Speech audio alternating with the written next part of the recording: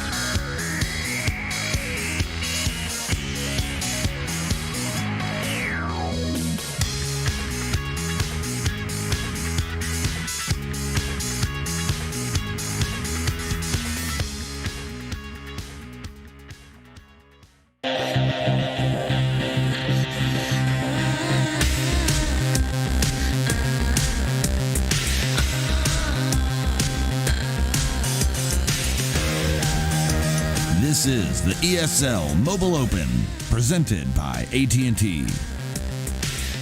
Hello, everyone, and welcome back to the ESL Mobile Open. We're here with the Season 6 playoffs. I'm your host, Paul and I'm Todd Kill, and I am so excited to be here once again, bringing you all the amazing mobile esports action. Today, it's all about PUBG Mobile, the top 32 squads who made it here to duke it out to determine who will be crowned our Season 6 champions. But I can't do this alone, and I'm about to introduce a man who needs no introduction.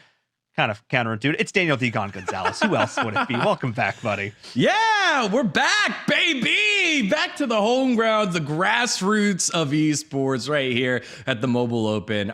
It's so good to see your rosy red cheeks, baby. I'm a little warm and flustered. Probably should have turned the AC on before we got in because the plays are only gonna get hotter than this. Degon, which is why we need some additional pair of hands, additional pair of eyes, a lovely, sultry voice. It is the one and only Cameron Davis joining us. Oh my gosh. Oh my gosh. He did his hair too. Look at this. Welcome back, bud. Of course I know. What is this? Is this a circus or something where we don't is this do amateur our hair? hour? What is it? Yeah, what? Come on.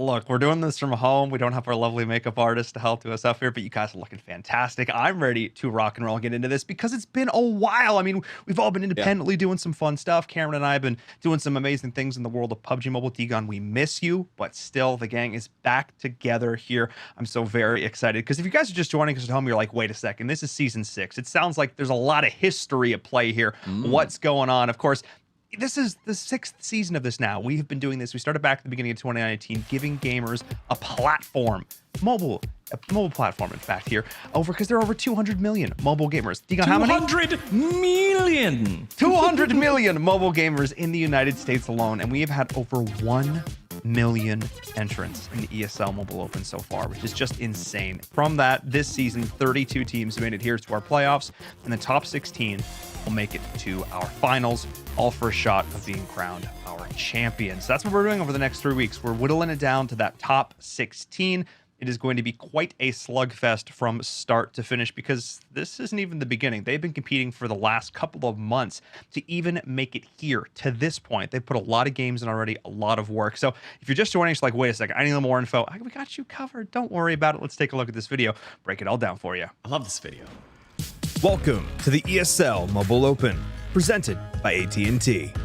Gamers from across North America will compete in various mobile titles to secure their place on the world stage and for their share of over $350,000. Anyone can play online to earn points during the open qualifiers. From there, players will advance to the closed qualifiers, where top players will compete to advance into the playoffs. The playoffs will whittle down the field to our few remaining contenders, with the very best securing their place at the finals.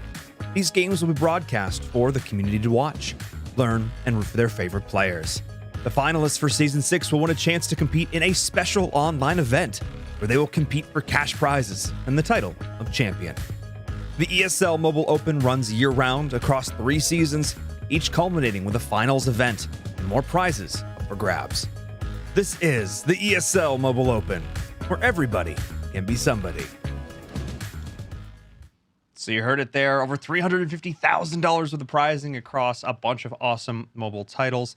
And of course, the bragging rights, everything else on the line. Being crowned an ESL Mobile Open champion is a pretty big deal because a lot of teams, especially here in the realm of PUBG Mobile, got their start with this tournament. A lot of the top teams, a lot of the players that you see competing in things like the PMCO, PMPLs, PMWL, in fact, got their starts here if they're coming from NA. But let's talk about what we're doing today. Let's get into it. Cameron, scoring system, a little bit different than if you watch the PMPL. It's a little bit different from what is also live right now, but it is also a lot of the same of what's been happening in PUBG Mobile for the longest time. It is the good, tried and true 20 points for a win, 1 point for a kill each. This is going to be a very placement-heavy kill system. It's going to require survival-focused and less on the run-and-gun action. You still want to, of course, take out your opponents that do give you the points, and of course, that's how you survive. The fewer opponents in the game, the longer you survive. The math adds up. I trust you're all following me. Nice, Cam. It's a battle royale. Yes, we are a little bit more heavily favored in terms of placement. So that may affect how players approach sort of the mid to late game, a little bit more passivity, less likely to take some of these early game scraps like we see in other competitions, but still, it has been known for some of these players. We've seen the odd hot drop here and there. I am not ruling it out by any stretch, because again, we have seen teams rise and really ascend from this platform. Last season, in fact, in Pittsburgh Knights, they were our champions, went on to compete in the World League. So obviously congrats to them, of course, our season 5 champions. But what's really, really cool, Degon, this season is how many new squads we are seeing.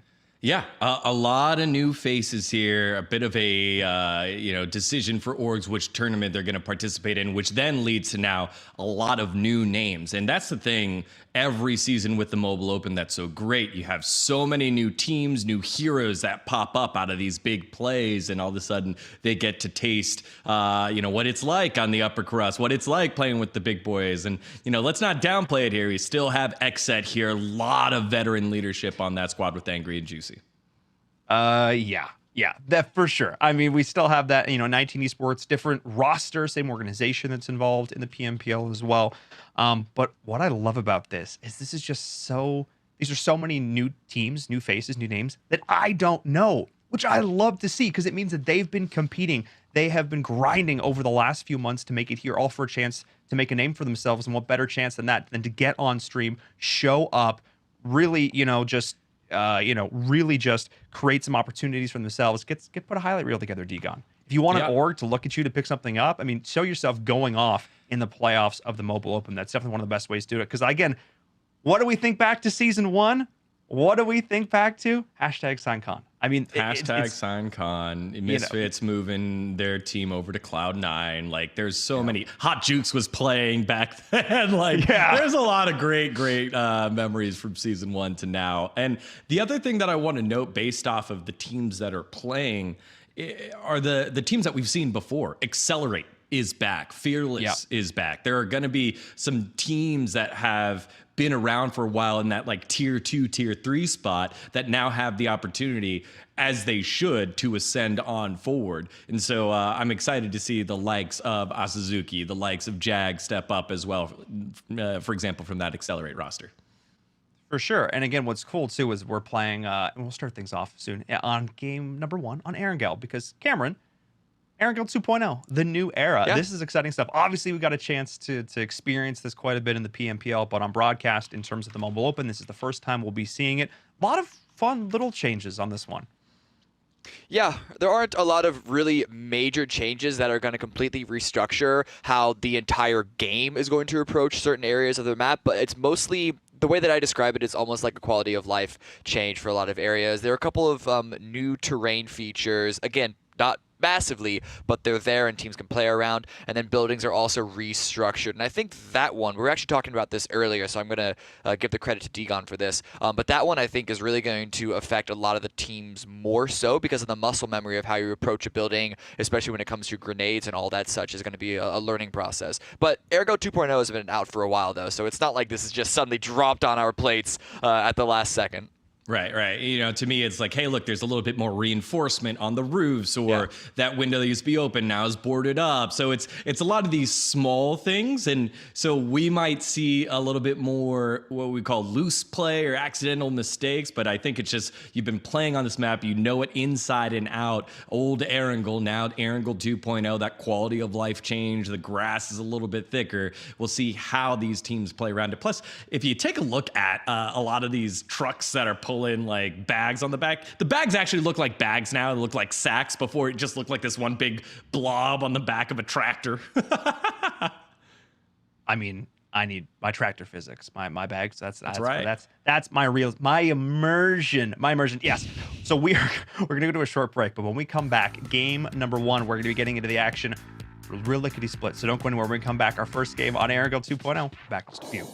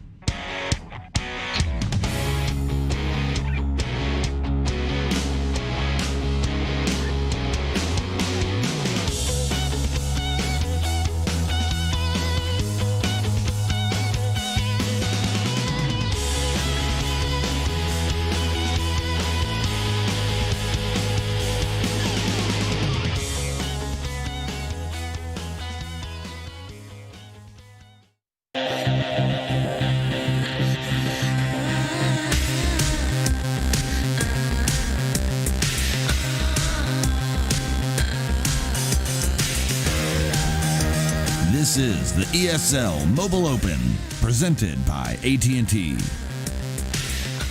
Hello and welcome back, everyone, to the ESL Mobile Open Season 6 playoffs. It wouldn't be the first start of our show day if something didn't immediately break, but we're back. I'm in Barham. Degon and Cameron Davis is here.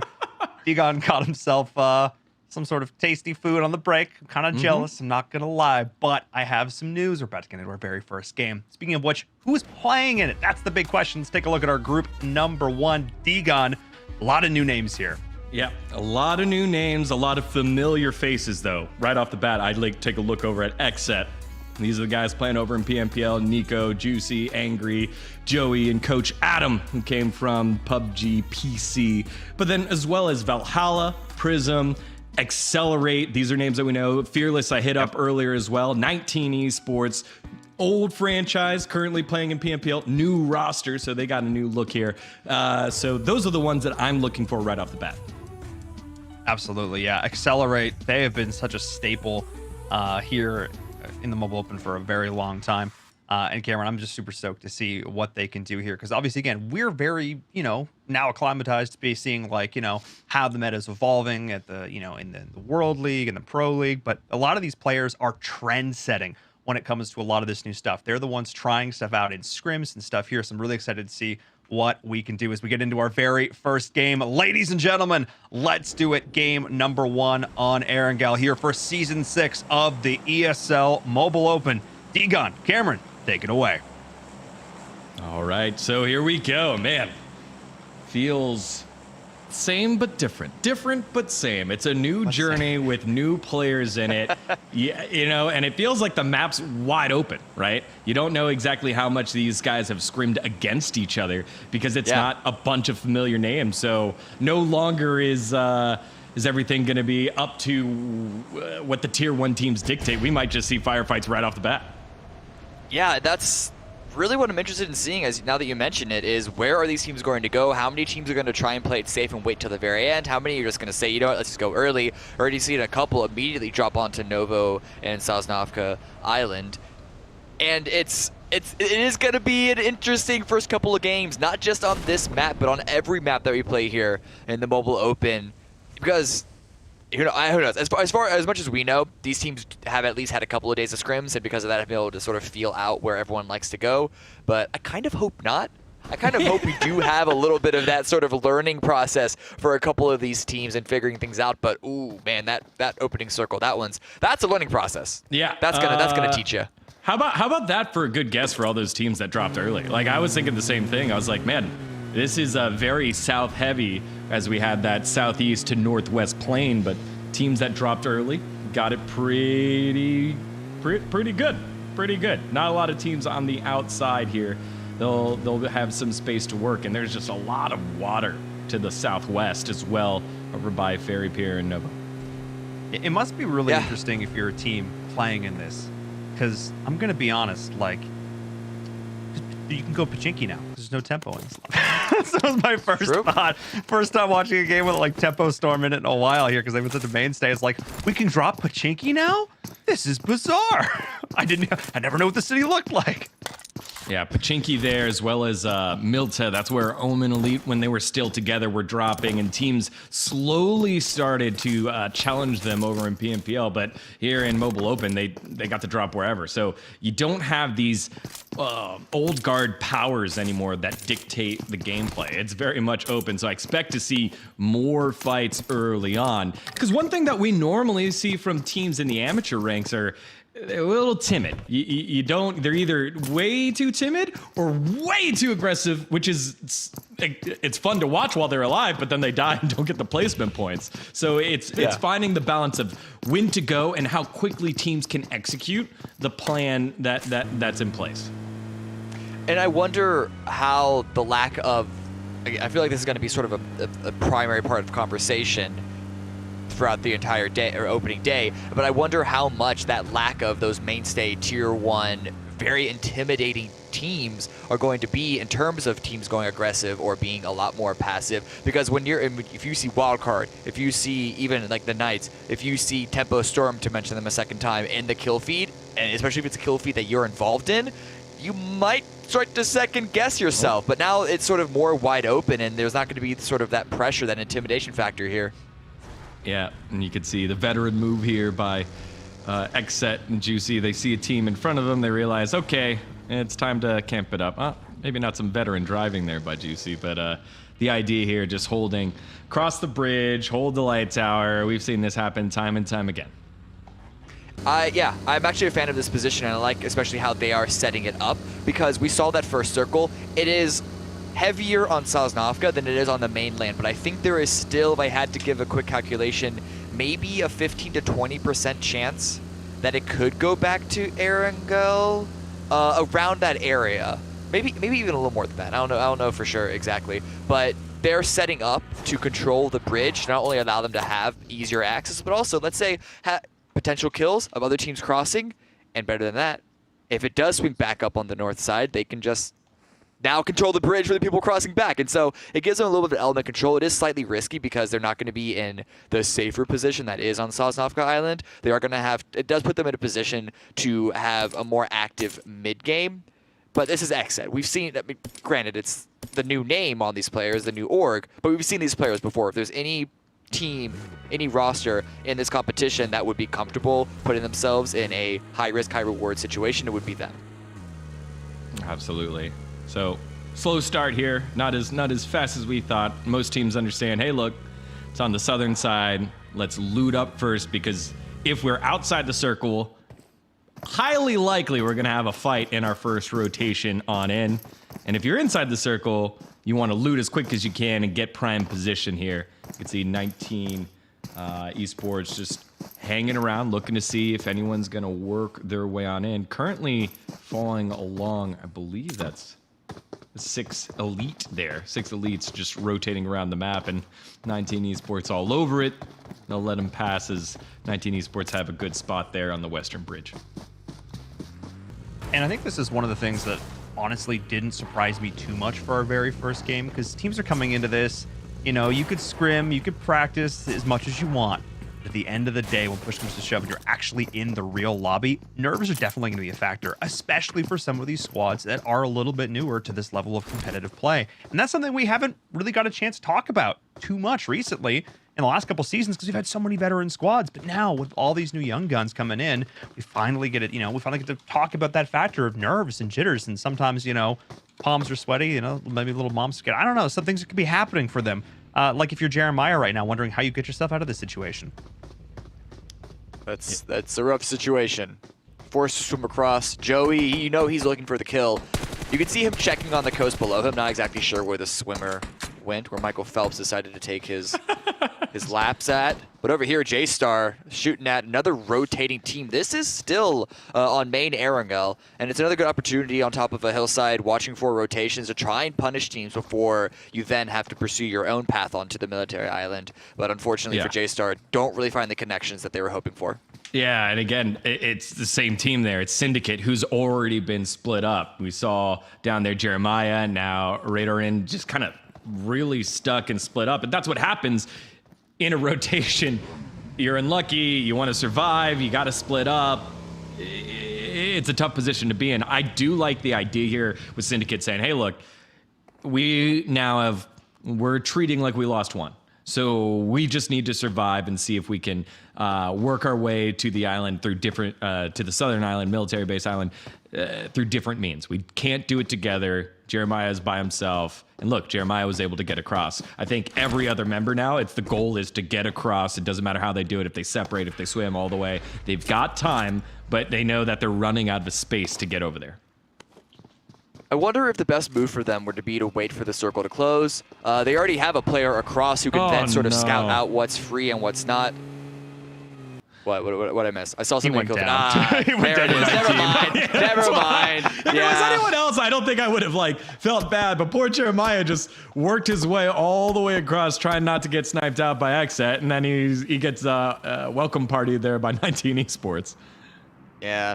But you can see any coast, essentially, any beach side is very difficult to try and push up because it's generally so open as beaches are. if he was there, I was going to say it would have been perfect for him to sort of take his time, scout ahead, and at least be able to give some information, and then the rest of his squad waits for Xset to move forward on the cross, and the information helpful to them, but unfortunately, not the play anymore. Well, here's the thing. That information is actually the most useful to the team that's right across the way. I mean, now you have full confirmation from Xset that this is being entirely camped. No way across. I mean, they already knew that, and now it's like, sweet. I mean, now we know. Now we know what our task is. So we'll see how they decide to rotate around. You can see it. That was the next circle we were looking for. There it is. Will certainly be on the military island, says Nafka.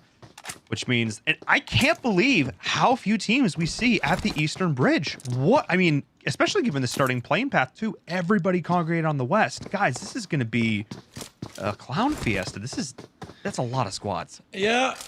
I feel like Xset is in the best position to profit right now. With J-Star, they're the ones kind of hovering around, which is why we saw Syndicate get split up like that in the first place. But they're not alone. Volta 7 also in that area, which is going to be just a straight up fight. You see some teams taking a look at Ferry Pier as well. It's Anubis on that side of the map, so it's going to get messy.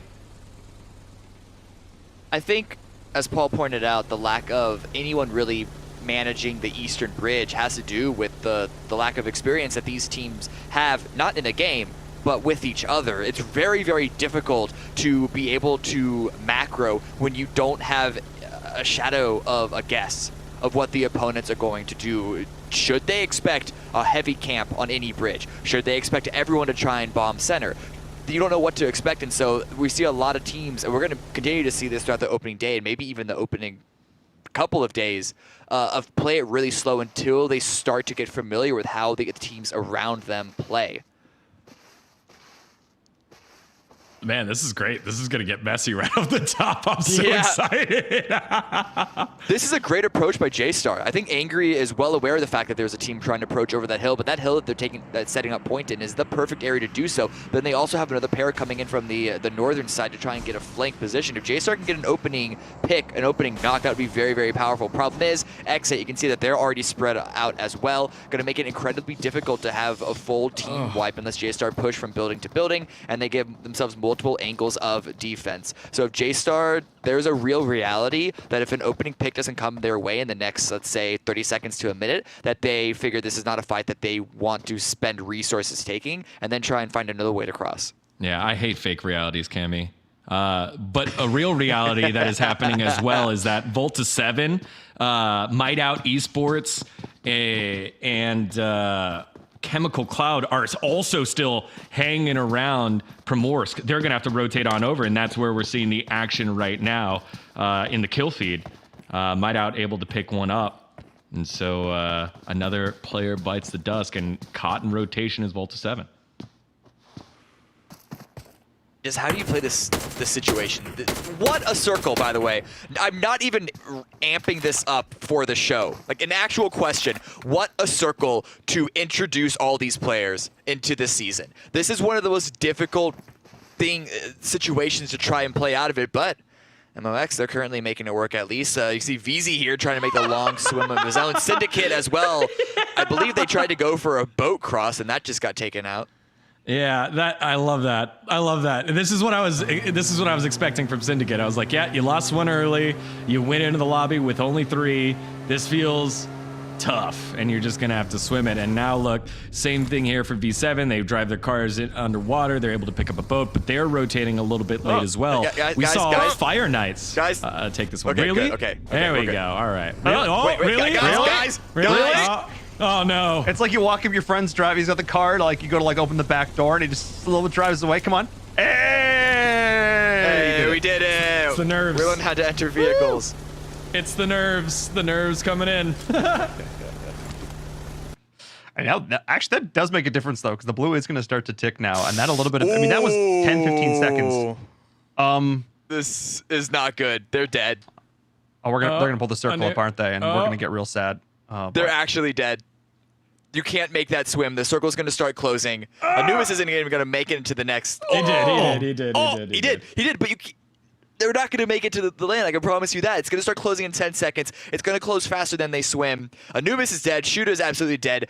Flawless has got a good start. Maybe he might land on the beach with 1 HP with just enough time to bandage and then a first aid kit. But that's Game just 1 of the ESL Mobile Open Season 6 playoff. Boy, do we deliver! Yeah, well, here we go. J-Star trying to deliver some bullets over there to Might Out Esports. Again, that was one of the 3 teams that were on the outside. We saw the 2 other teams try to swim across. J-Star able to pick up one onto Blaze. It's Foob now getting the finish here on Blaze. Remember, Xset is over there as well, and there it is. Nico getting a pop off there, and Might Out Esports down to just 1 member, but a nice counter kill. Juicy does go down. King able to pick that one up.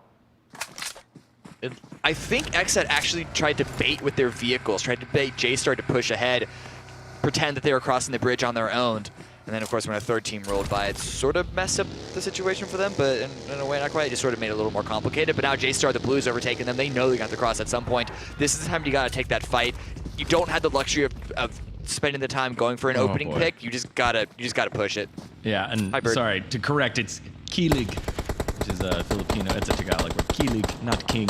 As now we're going back and forth from the distance. Joey, you can see hiding behind a tree. He's getting a little skinny there, but all of J-Star knows exactly where he is. And Xset, they got to start figuring out what their game plan is to get out of here. They lost Juicy in the early gunfight as they fought over the points for Might Out Esports, and I feel like they're in a tough spot now.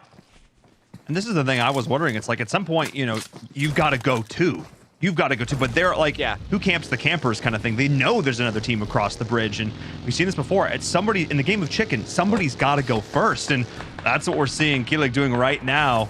Going to be trying to go for a wide flank degun. This is the kind of initiative that I love to see. Yeah. And it feels like J-Star has played this right. Cammy already saying earlier, hey, I like the position they took against the camp that Xset set up. They're able to get the opening pick. Now, when they need to get aggressive, they're getting a little aggressive. They are still running out of time in terms of HP, but Joey gets taken down as well. And now Xset, the campers are getting moved on out, and Kilig will heal up, and J-Star in control of this bridge. I feel like Xset lost control of the situation. They lost their first player. They sent a second one across to try, like angry. You can see him crossing right there, trying to find something to salvage his situation out. Not to say that J-Star is coming out much ahead of things because they have 2 knocks against them. If Nico can secure these kills, then Nico! Easy does it. Easy as that. Yep. I mean, this is how you get out. I mean, it's not safe, and look at this. Everyone chunked here by J-Star. Shifu, the only one left alive. He'll be able to heal up, and now it's 2 members of J-Star getting taken down. Nexet able to pick up 2 points, get themselves out as well, 2 for 2. What a sloppy start to this game. Oh my goodness. Everybody was so afraid of what the next person was going to do that they were less focused on what they needed to do. And now Shifu's just got to try and get across. This is the last first aid, and then you got to go pedal to the metal. Only 4 stims left in the tank as well. As we can see, this next circle is going to start moving. Well, just about now, and it is going to tick, tick, tick away. Everybody moving in through Millie, looking towards Fearless and GC. This is it, but I cannot believe we still have 13 squads after the circle, but that's actually less than I was expecting, you know, sort of given the way this potentially could have gone. But this circle, Cameron, was so punishing. It really is. We haven't paid a lot of attention to what's been happening on the military island because there was so much action just on the bridge crossing as there usually is. But we just saw there that a lot of teams, especially the ones that decided to come in on the eastern bridge during phase 2, during that secondary shift, are trying to focus on the southern side. And so we're seeing a really big stack here, but it's this position that we're looking at on the minimap that 19 esports are sharing with LIX that is very crucial at this time. The thing is, if 6 elites use that high ground to their advantage, they could potentially take over this entire circle, even going towards the south. But over here, this is where a lot of the teams are stacked up upon. Yep, there's the Prism Boys trying to take down a couple of the GC guys on the outside. Gurkat is down. Galaxy trying to land shots. Raiden stays alive for a little bit longer, but so low. As you said, 4 teams already out. It's J-Star, Xset, Syndicate, and the swimmers of Chemical Cloud also didn't make it here. Right in the last one alive for GC, and not looking good here for Game Changers. I was gonna say it's tough No to change meds? the game when you got no meds. Your vest is in shambles. You got a big gun on your back. I mean, hey, I guess that's something. But this is still a rough situation. It's full snake mode at this point. You just have to try and survive. It's not going to be much of a survival. There's nowhere to move from this situation. The circle is unlikely going to stay on him even if he has to move even only a couple 100 meters. It's going to be no cover there. Teams around him know that he's there. It's going to be, yeah, that's a virtually unwinnable situation unless he goes absolutely ham with that M4 on his back. Yep, Galaxy now. Remember, they were focused on game changers, were Prism, but Fire Knights, they were ones that were able to make the long rotation earlier using the boat. They're over there and now pincering Prism, and Prism has to send it. Oh no. This next circle, Yeah. everybody's got to move. It is right out in the middle. Cover is going to be at a premium. Fire Knight's pushing out now, and it's Galaxy. The rest of his teammates have already rotated out. Let's see what he can do. The one-man army, but the shots come back. And now nobody can help pick him up. Galaxy's just done. Not a Galaxy brain play unless Snatch can pull off something massive here. And that's not going to be the case because the last man standing from Game Changers is going to try and change up the fate of Prison, who did so much work early. Degon, what a disaster. Sendy with the attempted send. Now his whole team is in shambles. Yeah, I think Sendy was the one that was supposed to get forward progress for the rest of the team to rotate on into, but I don't think they realized how many people were behind him in Fire Knights, and Raiden just slinking away. You saw him on your screen just a little bit longer. He'll be good. Meanwhile, during that fight on the northeastern side of the map, Fearless just got mowed down, and now we're just following along with Navi, the final member. Things not looking too good for this squad either, as Legion Inferno were gatekeeping. Oh my god, Raiden. So he's healed up a little bit from the stim, so now that that's all out, he just has to make the open run, hopes that he doesn't get spotted.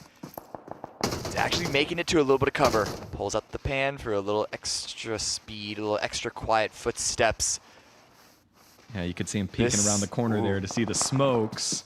Just wants to make sure he's good, and he might have a house to hold on to for a little bit longer. As Fire Knights, they did a great job launching the trap against Prism, but they have no way to get in, and Valhalla will shoot down those shots. King, returning member to Mobile Open, saying, hey, thank you very much. We're in this compound. We're close enough to the zone, and we'll send a couple of teammates while we pick up these kills.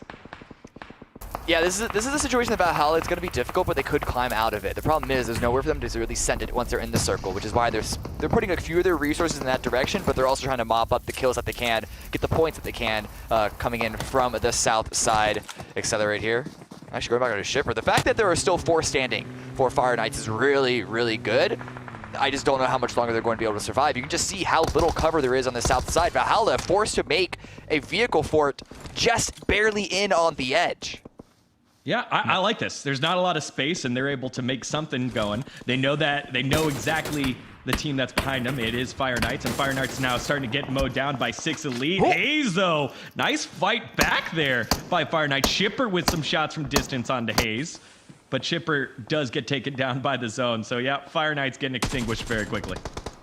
Oh! Another good opening there. So Fire Knights are doing a lot of work to try and break into this circle. And Boo is, of course, prone. I don't know if this is prone to try for safety or also prone to just wait for anyone else who's trying to retreat from the blue, but the circle has closed. It's going to shift away from this high ground. I expected 6 Elites to be able to do more work from this situation, but they do still have a little bit of a high ground. This is still a nice peninsula that I think is just barely inside the circle, overlooking the rest of the play zone. Yeah. 6 Elites. They could not have gotten a better position here. This is absolutely massive, this spot. Like, other than looking across the way towards Valhalla, they've got rocks, they've got a little bit of high ground and cover, and I'm just so impressed by the fact they've been able to keep all 6 players alive. Cameron, I think you hit the nail on the head with that one. That was the thing I was looking at. All the teams we were cutting to had lost at least 1 member. There are only a handful of teams left that have all 4 members alive. The shots from Benz, from Fire Knights, the only reason they are still up and in this, but as I say that, the squad is getting just ripped apart. 6 Elites are in a great position to take over this game number 1, Degon. Yeah, 6 Elite they spent a lot of time focusing on that bridge, so all the action was happening behind them, which is why they don't have as many kills. You just saw their Fire Knights getting extinguished. It was Dildar picking that one up. Only 6 teams remaining, and so 6 Elite trying to cash in a couple of points here, but most of the points have been going to the teams that have been active. That's 19 Esports right now. 4 kills with Nito taking some shots up towards Valhalla. They do not reach the call to Valhalla, not answered.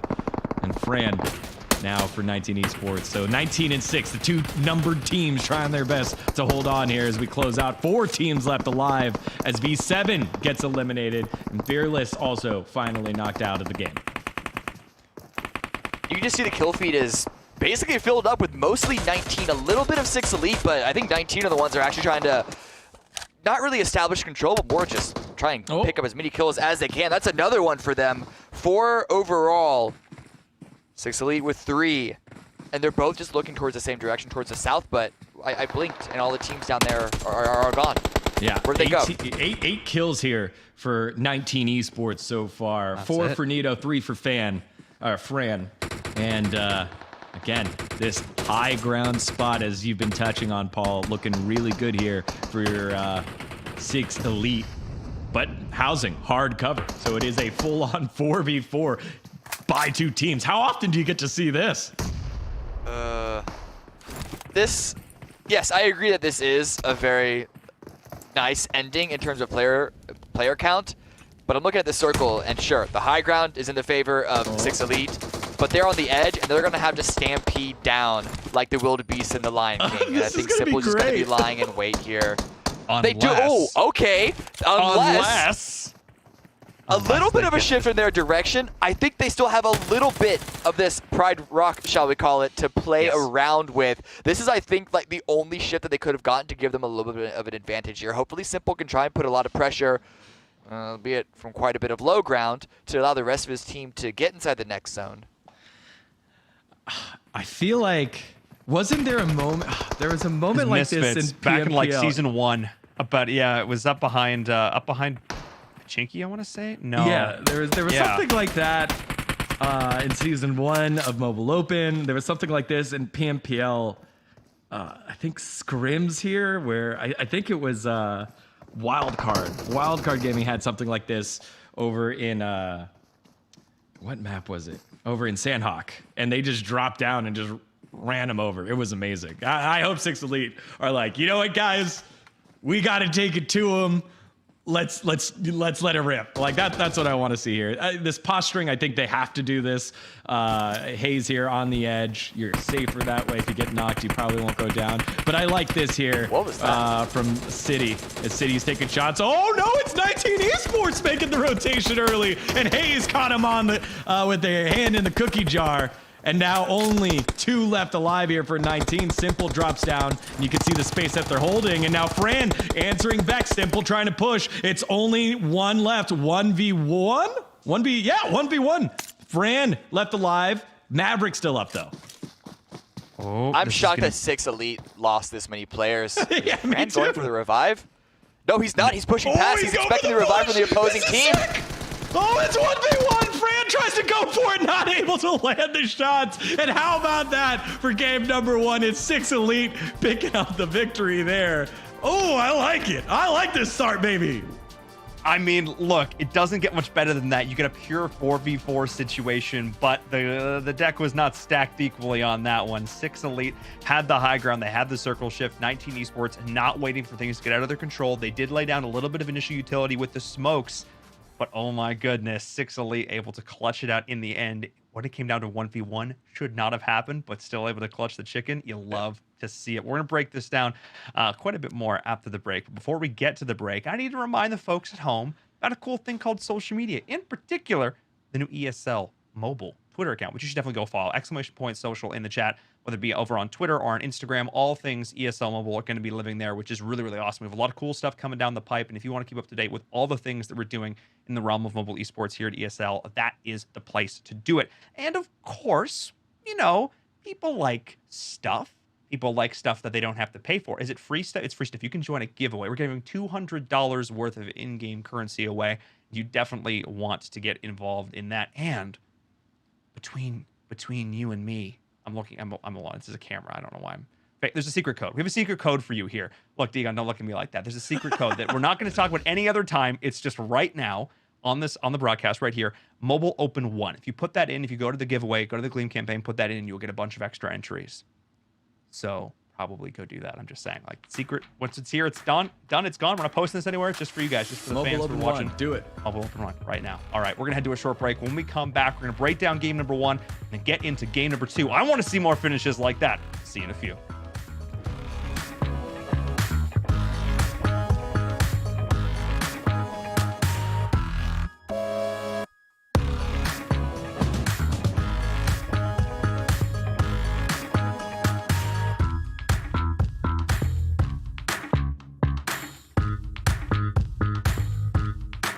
This is the ESL Mobile Open, presented by AT&T. We'll shape the world. We'll shape the world. Whoa. Whoa. We'll shape the world. We'll shape the world. Whoa.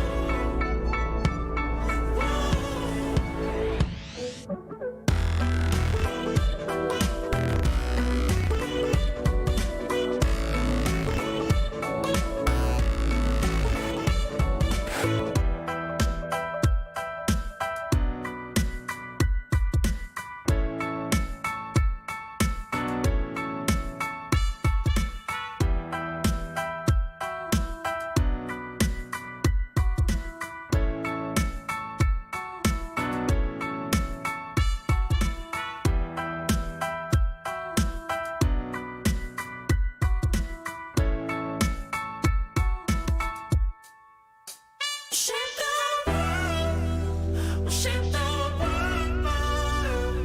Whoa. Whoa. We'll shape the world. We'll shape the world. Whoa.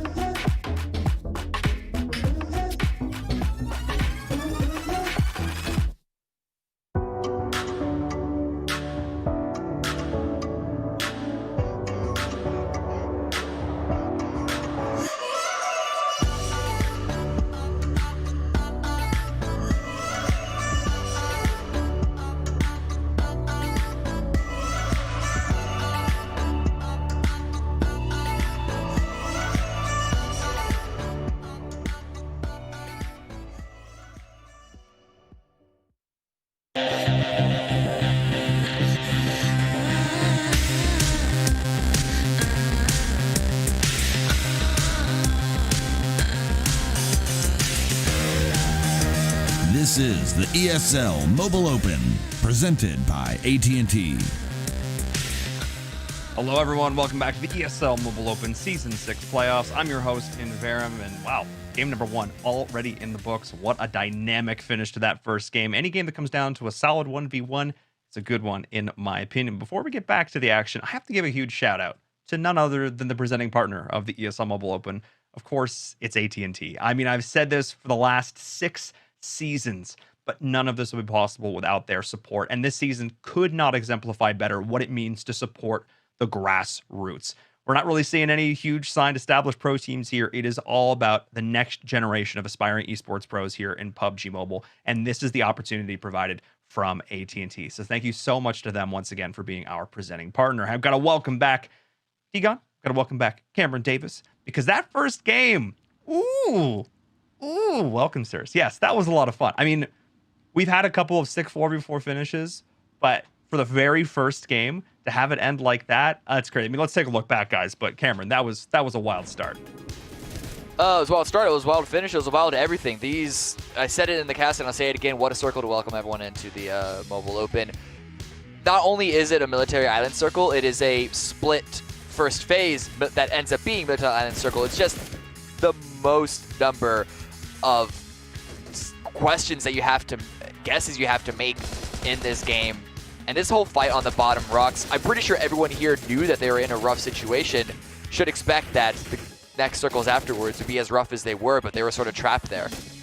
Yeah, they were definitely trapped there. And as you said, the map just having so many questions needed to be answered of teams that were not in the southern part. And I feel like we had a variety of answers. We had swim. We had try to go it alone. We had camp the bridge. We had take a boat.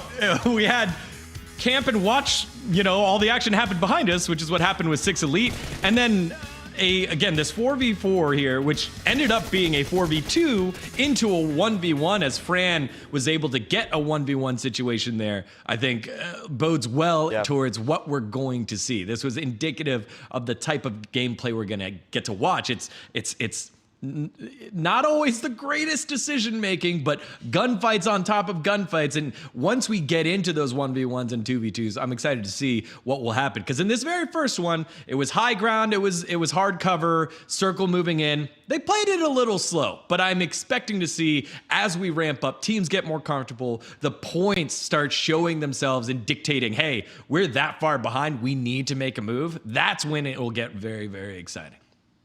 And I think the biggest thing here is, and you guys have both touched on it, but this was not like let's start in the shallow end, we'll learn to doggy paddle first. No, this was chucked right into the deep end to start things off. Hopefully, next map on Miramar, things slow down a little bit. We'll get to see more from these teams themselves. But before we get to our next match, I'm going to talk about AnyKey. Because if you've tuned into the Mobile Open broadcast at all over the last year, you've heard me talking about AnyKey and the Good Luck Have Fun Pledge, a fantastic initiative we are so happy to support here with the Mobile Open. What is the Good Luck Have Fun Pledge? Basically, it's saying, hey, when I go online, when I play multiplayer games, I am going to be a good person, a better online digital citizen. I'm going to try and create a more inclusive and open space when I play games. We have had over 795,000 people already take the pledge. It'd be great if we want to hit 800K today. I'm just saying that could be pretty darn cool. But don't take it from me. Got a chance to sit down, talk to some veterans of the esports industry, learn a little bit more about it from their perspective. So let's take a look.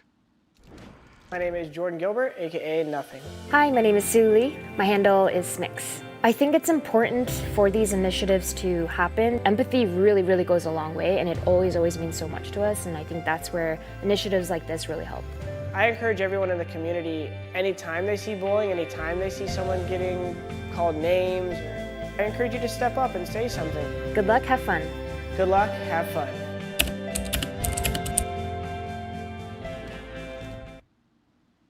Well, you heard it there. Exclamation point GLHF in the chat. Head over to AnyKey.org if you want to sign that. You get an exclusive Twitch badge, which is pretty darn cool. If you see me type it in chat, you'll see that I've got it as well. I know Degon's got it. Cameron's got it. We've all got the badge. Let's be honest. But yes, look, I'm typing it in right now. You see it? Boom. It's right there. That little icon. That's me. It's a little key cap. There you go. Say hi to Degon in chat, everybody. But yes, let's talk about game number 1. Let's take a look. Because honestly, things were happening so fast there at the end that I have no idea how the points even broke out. But 6 Elites, 28 points for a first game win. Cameron, that's pretty respectable. Yeah, they'll take it. We did mention in the game how they were putting a lot of their attention with that high ground that we called out being super powerful. They spent a lot of that time focusing on the north side, and we didn't necessarily criticize them for it, but I guess we were wondering why they were focused away from where most of the action was going. But once you turned back their perspective, I don't think they actually had as big of an avenue to getting those kills of all of the teams coming in from the south. So I think them allowing to get themselves those 8 points along with the win is quite good, all things considered. But 19 Esports, 8 kills without getting the win, and that's not even including the 3 knocks that they got against 6 elites to potentially get the win themselves. I think it was an even better game for 19 if you take that into consideration. Yeah, and for me, it's you look at fortunes of the 4 teams that were all the way to the west and had to make a decision how they're going to rotate over. That was Volta 7 and Fire Knights compared to CEC and Might Out Esports. Both those squads tried to wait late. They got caught in the zone, or they tried to go across that bridge where Xset and J-Star were, and they got blown up. Whereas Fire Knights and Volta, they find themselves on the upper half of the leaderboards right now because of that proactive play. I think that's something that we're gonna have to see the teams continue to develop over these next games. Because again, we got 5 games today with group number 1. Next week, got 5 games group number 2, and then 3 and 3 on the final day to determine who will be our top 16. So you don't have a ton of time. We're not playing 98 matches like we do in PMPL, which is still, you got to move a little bit quicker here, which I do appreciate because it means that every game has so much more pressure on these teams. But speaking of games, we got to get into our next one here. So we're going to take a short break. When we come back, game number 2. Don't want to miss it.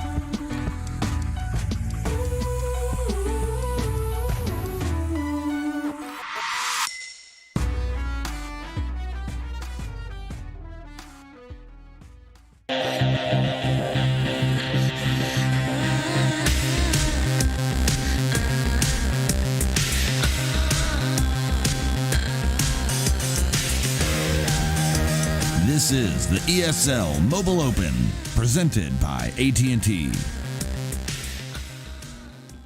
All right, ladies and gentlemen, we're back here for the ESL Mobile Open Season 6 playoffs. I'm Vera. I'm joined by Degon and Cameron Davis. We're getting into game number 2, right into the action here on Miramar. And Miramar is one of these maps where I find it's like, and Degon, I know we've seen this time and again, where it's either this super slow start, it's really relaxed and laid back, or for some reason teams are firing like the second their feet touch the ground. Yeah, feet touching the ground, feet fire. I did not hear what you said. Were you eating a burrito, Degon? Is that what happened there? Yeah, I was getting a handful of pistachios.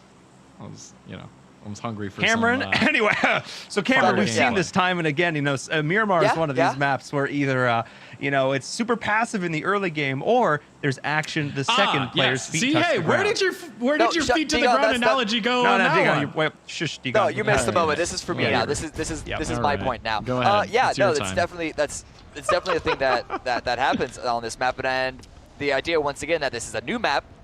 It's untested territory. Are people going to hotch upon each other? Maybe a little less likely because it's Miramar and there are more places to go. But still, yeah, that's a big thing. I'm looking at the map right now, and there's not a lot of cross parachuting on the east side, but that west side is looking a little stacked, I think. Yeah, it's looking. Like what? What's the word I'm looking for? Like Congested? Congested. Thank you. I'm gonna say There it is. congregated. Close. Yeah, a little congested there on the west side, as we do have more of a western side circle. So those that were dropping Los Leones, they'll get a quick loot up and then have to work their way on through against the likes of Legion Inferno holding that side, Prism as well holding that side on the southern part of the circle. But then you got 19 Esports, our second place finishers. They're going to have to rotate on in, accelerate, ESG. I spoke well of the proactive play of Volta 7. They're going to have to work their way on in. And a reset here for Syndicate. They were the first team out last time because they rotated late, because they split up, and they only started the lobby with 3 players. Now they have all 4, and a nice opportunity to work their way on in. It's a reset. It's a reset game for them. Brush them one off. That was just a warm-up. But unfortunately, this time they got to make, as you mentioned, a transition once again. Not nearly as bad across the strait into the military island. This time they can just use the good old tried and true vehicles. But as you can see on the map, there are a lot of teams potentially standing, and not just their way, any of the teams that are outside of the zone's way. I wonder if any of those squads, Fear, J-Star, Game Changers, are going to try and make a break and take those hills just to the northeast of Monte Nuevo, because a lot of them are all centralized around Picado Power Grid, which has its own sort of mountainous area, a little bit of high ground. But in this circle, when high ground is dead center, surely that's going to be preferred. Yeah, I mean, if it's dead center, but we saw the circle in last game. It was not quite True. dead center. This is true. This is true. But hey, I will say, in phase 1, information, and I think it's going to have to be a massive change in the way the game is played for me to not have this like my #1 rule. Phase 1, information is your goal. That's what makes high ground so useful, because at many opportunities you can protect your vehicles, protect your tires, look all around you, figure out what's free, what's taken, and be able to make the most confident decision that you need to come a circle shift. Not to mention in the center, you're more likely to be in circle 2 and 3 and 4 anyway. Miramar, most important map to have vehicles? Yes or no? Oh yeah, Right. 100%. And so that's why I wanted to double down on your point. Protecting those tires. So a lot of the time, teams just park their cars willy-nilly wherever, and then they pop a tire, or a team pops a tire from across the map, and now you're stuck. You have nowhere to go. And unlike a lot of other maps, not a lot of foliage, not a lot of trees to work with. So definitely keeping an eye on if you can congregate your vehicles in a safe spot, the high ground to keep things safe. And I like that rule. I like that rule, Kimmy. It's get the information on phase 1. That's kind of the the punishing thing about Miramar, though, because when you said about the foliage and the rocks and the cover, that's not just for...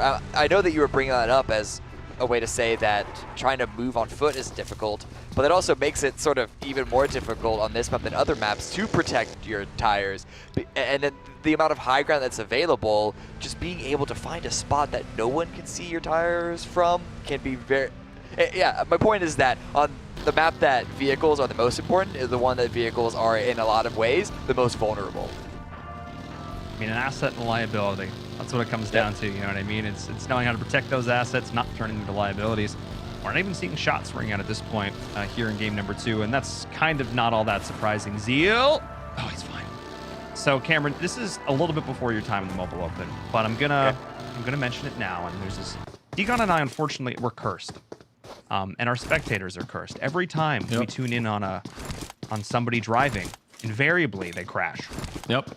Okay. Almost always happens. Almost always. And I'm not talking like a 20 or 30 and it seems like, well, no, I'm legitimately talking like there was a game where we literally switched from car to car to car to car 4 times. And each respective time, the individual inside ran into a tree or rock. And I'm not going to lie, I think like my cheeks hurt for like 2 days from laughing so hard, Degon. So that was fun. Yeah, we just saw there with Zeal and Essence Gaming. Just got a little loose there. Got a little loose as soon as we looked on over. Speaking of loose. FaZe. Yeah, FaZe probably running himself over there. Might Out Esports, 2 points on the board, able to get 1 kill, and then perished early on that bridge camp by Xset and by J-Star. And to me, those are 2 teams that I'm interested in seeing because it felt like those were 2 teams that knew what they were doing, but ended up dying early because they knew what they were doing. They got caught on the bridge. Neither one wanted to rotate out, find another way through, and they both died early. I expect them to probably not run into each other in this first one right away, right off the bat. He fell down a cliff. Oh, goodness gracious. Is that more or less excusable than running yourself over? Less. That is way less. Less excusable? Okay, Yeah. understood. Ooh, 19! Second place last game, tried to get into a fight with G-Star. It's not Exit that they ran into, but it is another team that, of course, it's another team that they're fighting right now. That transition wasn't working. I'm just going to bail before I go way too deep. Hector's here. I assume he's going to try and group up with his team and take this fight because this looks like a position that Fran and Nito are going to need all the help they can get to get out of because this high ground that J-Star have overlooking them is pretty good. Yeah, it's pretty good. Are they sending? The vehicle rotating out, smoke on up, and it looks like 19 Esports trying to get out of dodge. Fran is able to get away. Tire gone using Two the tires right gone. side. Oh, no! And this is what we were talking about earlier. What is that vehicle doing? All right. Well, I guess, hard to shoot when the car just starts flying in front of you, and J-Star will not be able to capitalize on 2 tires on the same side, missing there for Nito, and Nito looking a little bit more like Mad Max. Vehicles are cursed, okay? Just saying. Anytime. I don't know about that. I think that vehicle was just the 3rd imposter and then tried to dive in front of the bullets to protect 19 Esports. Get him in the airlock. No! Slow motion dive. Oh, no. Oh, Wait. This is the second time we've seen. Oh, Wait, guys, yeah. wait. All right, you're good. You're Okay, good, cool. you're good. at least it's not the boat. Yeah. Yeah, that was worse than this, but nonetheless, 19 able to get out of there. A little worse for Ware, and Nito is down to 4 bandages, so they're going to want to look for a little more positions for loot. There's a whole map that these teams can loot on, but Volta 7 deciding to take the fight early here and see if they can pick up the kills. Yes, they are, and again, Syndicate. Again. Just not able to stick together. Ooh. But, never mind. Leo able to pick up Barreto, and Barreto's a little bit on his own here. Outside of the zone, V7 gonna try to possibly pick up that teammate, really sending it on over, but yeah, Jukebox and the rest of Syndicate, they go 1 for 1. They said, hey, you took one of ours, we take one of yours. The surround that Syndicate had around them was actually very, very dangerous from Volta. And so the fact that they're able to trade 1 for 1 also opens up an avenue of escape, of retreat. They're going to have a clear path in front of them. I don't know if they're aware of that. Maybe they were a little worried about a team gatekeeping them on the side, but we know that they're going to be able to enter quite safely, bandage up, stim up, and then make the actually not even transition because this is phase 2. It's a hardship towards the northeast. It's directly where Syndicate are going. So it's a little bit of a lifeline for them, a little bit of a come up. Yeah, this circle though, It's like what you said earlier. There's a lot of high ground here. If you're up over by the Crater Fields, you could see Fire Knights over there. Yep. 6 Elite over there. And Exet, they're on a path to run into 6 Elite. And this might be another early firefight for the PMPL squad. Already so much aggression. And Cam, you touched on this a little bit to start the game.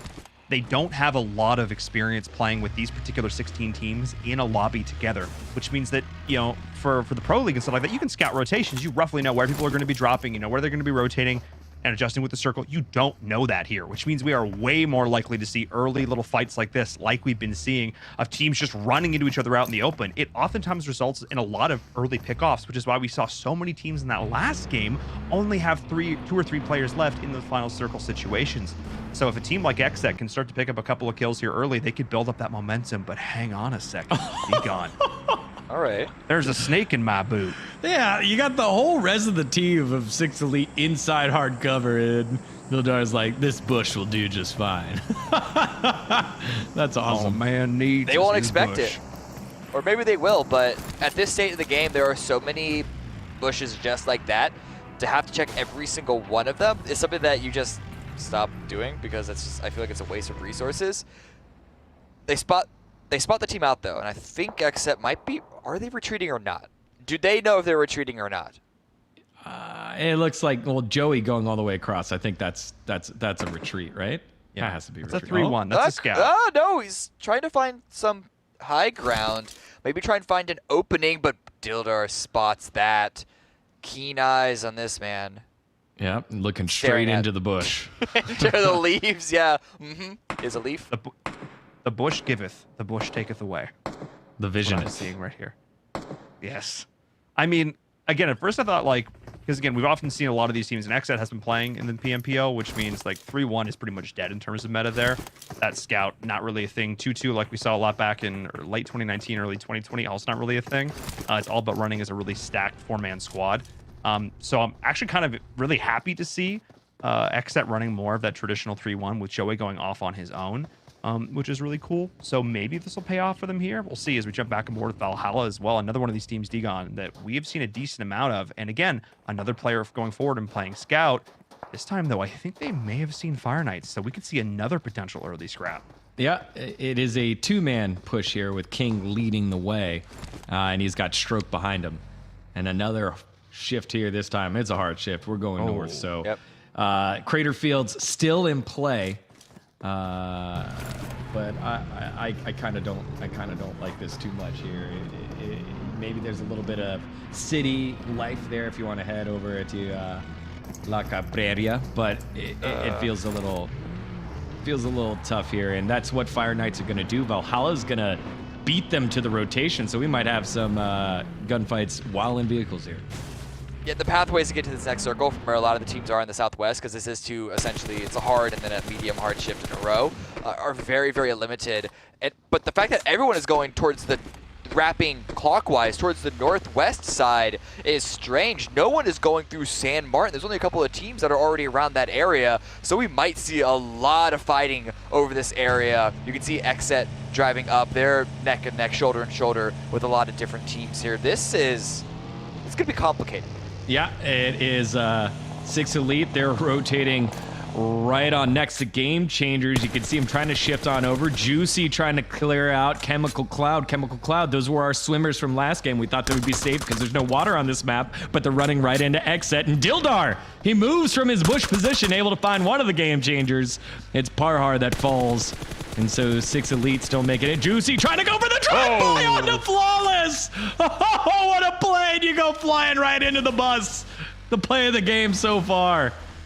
Oh, heck yes. Come on, Bus. Come on, Bus. Come on, Bus. Oh, no. Darn it. Oh, no. Because Juicy got a sick long range down earlier, but it got sniped out from under me. Didn't actually get the kill point for it. So Juicy at least a little bit with some redemption. But guys, again, vehicles, Digon, what did I call them? Did I call them cursed? They're cursed. They're a hazard. Now, actually, look at this. 6 Elite starting to get gunned down by Game Changers on the kill feed. And this big rotation is what Cammy said. Everyone going to the northwest. Not a lot of space here. While Fire Knights, they're still 4 up. I think they were able to knock one of Exet earlier. And so Fire Knights they, again, proactive play, rotate first, and now they're turning around trying to gatekeep out Xset. And they're in a bit of a 2-2 separation, not in the way that Paul was mentioning earlier. It's a sort of aggressive interpretation of the 2-2. They have 2 forward to sort of hold the line, and then 2 in the back line that they can focus directly on the outside, and no one's in their immediate area to punish that. I think this is about the latest in the game that you could really do a maneuver like this, and it is a temporary one, to say the least, and not just because these 2 Knight players are outside of the play zone. Blue is pushing them, it forces them to collapse in. These Xset members unable to find an opening, and they're just gonna have to rotate out in the blue, and their meds, they're not bad, but they are starting to look a little worse for wear. Yeah, it will be a close rotation here for Nico. He should be fine.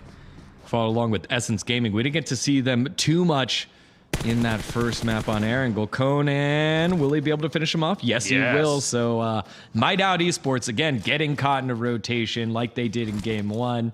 They're not looking so good all the way to the south. They do have 1 vehicle, but it's just Alpha by his lonesome. More Fire Knights action happening on the outside, though, as well as 6E against 19 Esports. There it is, that fight that we saw for first place in the last game. They're battling for position straight in the center of the circle.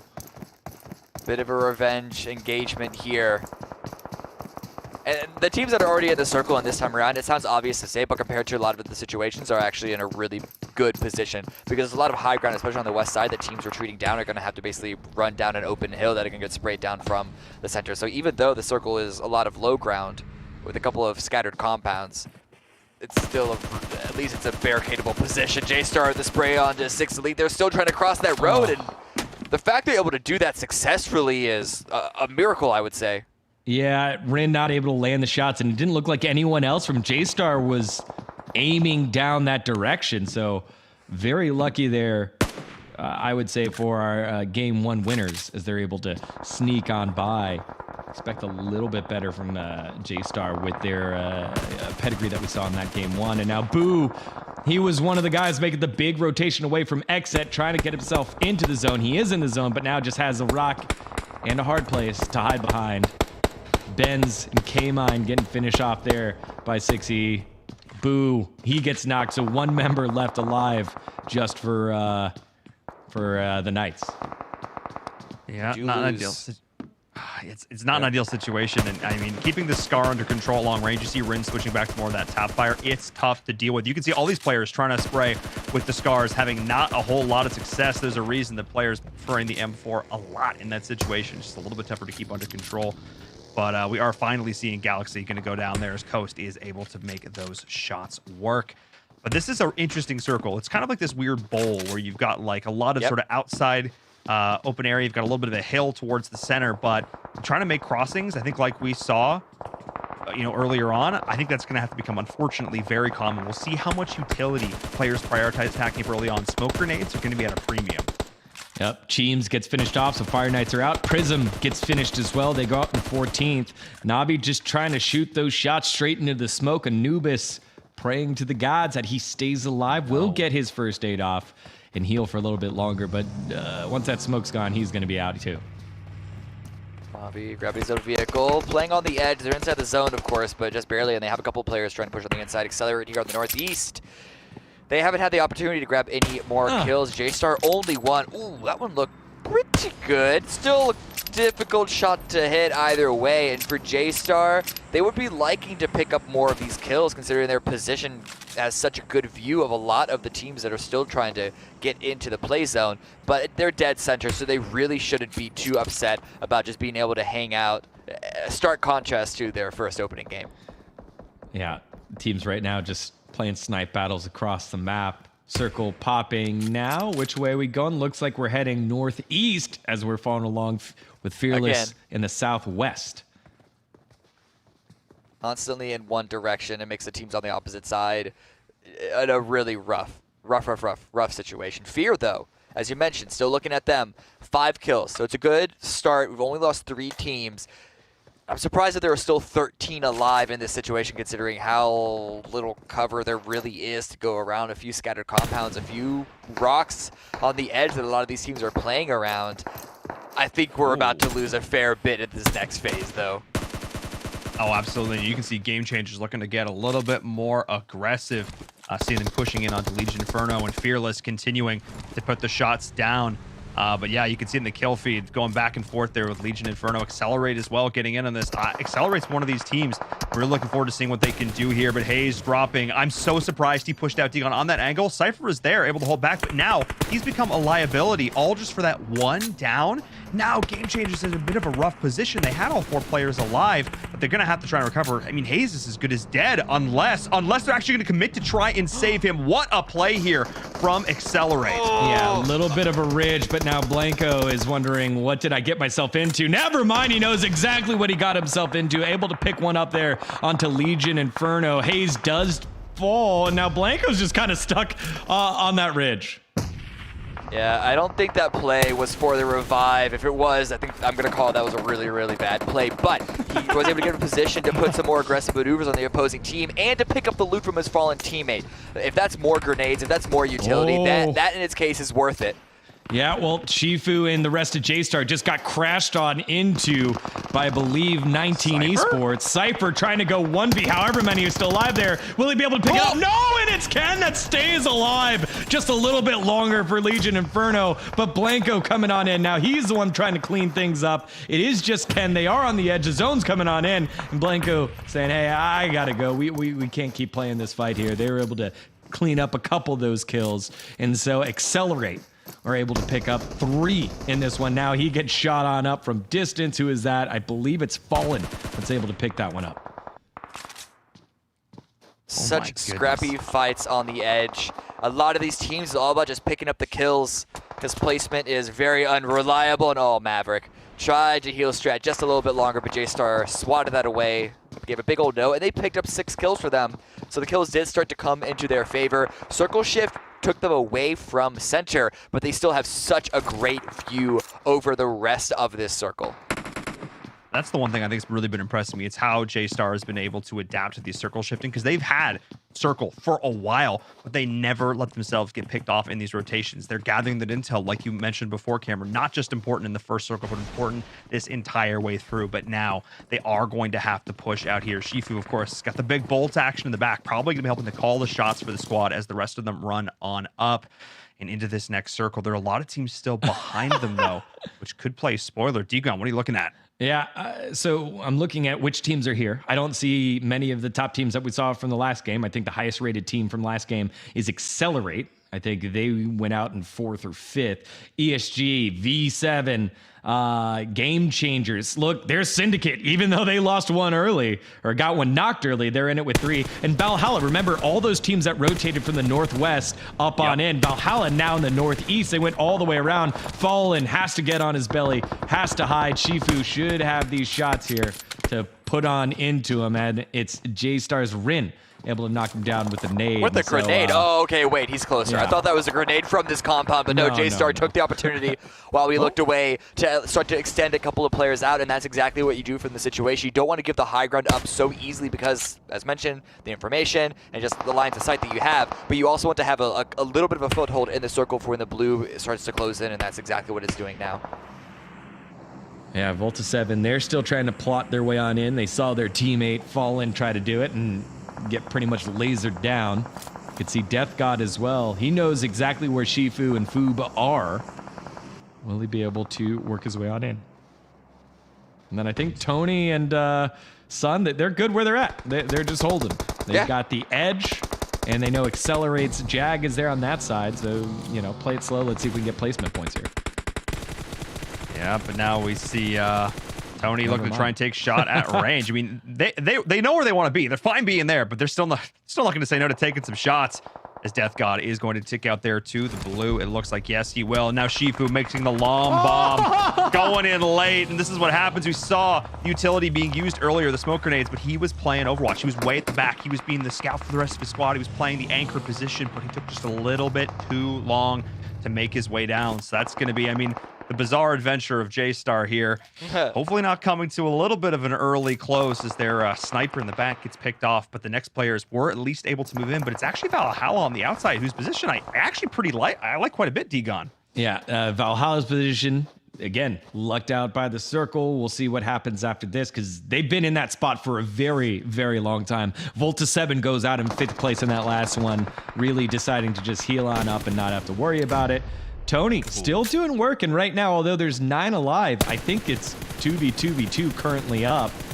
Oh my. Foob still stays alive by the skin of his teeth. A-Star, they're going to want to heal up because they know that the last real line of defense against Syndicate on the west side. The circle went to the hard shift towards the east, and Syndicate are in the worst position right now. Tony with the angle, trying to put pressure onto them, but ESG. Yeah. Delay. ESG heard the shots. Delay has been playing pretty slow. He's the last lone member here. Oh, he had his shots there, not able to line it up. J-Star, though, losing the gunfight to Syndicate as they sent it on in, and they put him right into 4th place. 3rd place looking pretty good here for Syndicate, maybe even 2nd, because Delay is a lone member. Valhalla, they're profiting off of the early rotation, deciding not to stay on that western side, rotate all the way around, blessed by the circle gods. Let's see how Delay decides to play this one out. He's the X Factor here. Whoa, he saw that nade go by. Between a rock and a hard place here. I mean, this is going to be tight. Yeah, I would have liked Delay to go a little bit more aggressive once he heard that gunfight and tried to see if he couldn't get a little bit of scraps picked up before Syndicate healed up more than as much as they have so far. But Valhalla, they're also going to take it aggressive. They have the cover of smoke to push forward and cover. There is none. There is no cover. Oh, Delay. Delay's not in the zone. Is he healing? Is he just heal stratting? Yeah, he's heal stratting. Oh, right into jukebox! Delay's able to pick up one. He gets the kill, gets into the zone. There's one left. It's just Leo who's in the car. He's trying to send it. Oh, and it's Sun that cancels that one out. So Leo's left alive. Whoa, he's able to land the shots through the bush. And now Leo with the hero play here in Syndicate. They went out in last place trying to get first here. Were they able to do it? I don't know. We switched cameras and no, they're not. It's Valhalla with the early rotation. 5-kill victory for them. Syndicate with 5 kills as well, but they get a 2nd place. Huge boost to their standings and an interesting standoff there in the last couple of circles. My big question looking at that was how much of a spanner in the works was Delay going to be? Because he had the potential to mess up either one of those squads, and Syndicate, unfortunately, at the end, just on the wrong end of that. The nade came through. He's like, I had a 50-50. I was going to go right or I was going to go left. So I guess I'm going left now. Able to basically help take out 2 players. But I think Valhalla just played this. They didn't have a single kill until like the 7th or 8th circle. They played that so slow, so passive. Their rotations. They kept running all these different teams. But in the end, able to play as a really solid duo. Able to walk away there with the chicken dinner. So big congrats to them. Before we head to our break, though, I've got to give a reminder to the folks at home who are watching, in the realm of the social medias and stuff, ! Social in the chat. If you guys want to go follow new Twitter accounts, so definitely be sure to go check that one out. The home of all things mobile here for ESL, and of course over on Instagram as well. And of course, if you guys haven't heard yet, maybe because you're not following us on social media and you should be, Season 2 of the EU Mobile Open is live right now. So EU, Europe, Middle East, North Africa, all that good stuff. Ton of countries are eligible to participate. So if you want to find out if you're in Europe and you're watching this, yes, everybody's coming together. Be sure to go check that out. ! Sign up EU in the chat. We'll give you all the information you need there. See what countries are participating. See if you can get involved. A lot of awesome games going on there. You guys have been demanding it all the time. It's like, guys, when's there more Mobile Open in Europe? Well, it's happening right now. So definitely go check that out. We're going to head to a break. When we come back, we're going to break down game number 2 and get ready for game number 3, boys. I cannot wait. We'll see you in a few.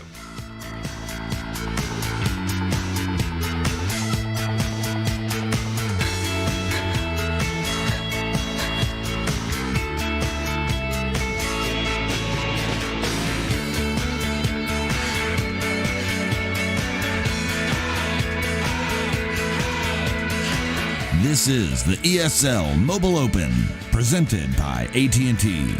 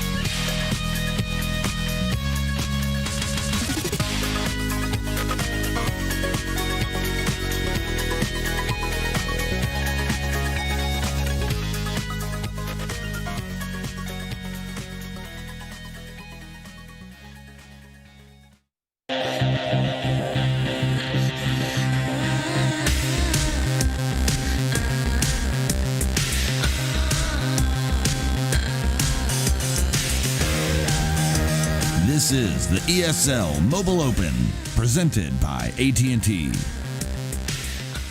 Hello and welcome back, everyone, to the ESL Mobile Open Season 6 playoffs. As always, I'm your host, Paul Verum. Todd Kill. So excited to be bringing you all of the amazing mobile esports action here for day number 1 of the playoffs. PUBG Mobile, 2 games in the books, still 3 more to go. So definitely stick around. Don't go anywhere because we have a lot more amazing games coming your way. Degon, Cameron Davis are here to help me break down all of the action. Hi. We were very fortunate with our first 2 games to come down to essentially a 1v1 finish both times. That is uncommon to happen, and to having 2 games in a row, Degon, is almost unheard of. Yeah, I mean, right back to back, I think you had the results kind of not given. Because at that moment, it was a 3v1v2 with Valhalla, who ended up winning it, being the 2. That was fun. Again, another fun circle. But to me, this game was defined by that massive rotation that Cammy called out earlier, where there was 8 teams deciding to go northwest around the circle. You could have gone straight in, you could have gone the other way, but all 8 did. And all of them decided, yeah, this is okay. We see multiple teams doing this. We're going to force our way through. Yeah, Cameron, I mean, you called it out at the time, and you mentioned it from literally the beginning of the game, and it's impactful on all maps, but on Miramar in particular, the use of information and intel. And we saw some teams, I think, that had a little bit of information and intel, some that clearly didn't, because we saw rotations. You can look at the map, and they're like side by side. There's like a hill that's separating them. They don't even necessarily know they're there, but it ended up causing a lot of really bloody, chaotic fights on the road. And again, this is the first time, or so maybe one of the first times, a lot of these teams are playing together in the lobby in this situation. So as we take a look back from the highlights of that last game, I think the chaos just sort of ingrained in this game's bones.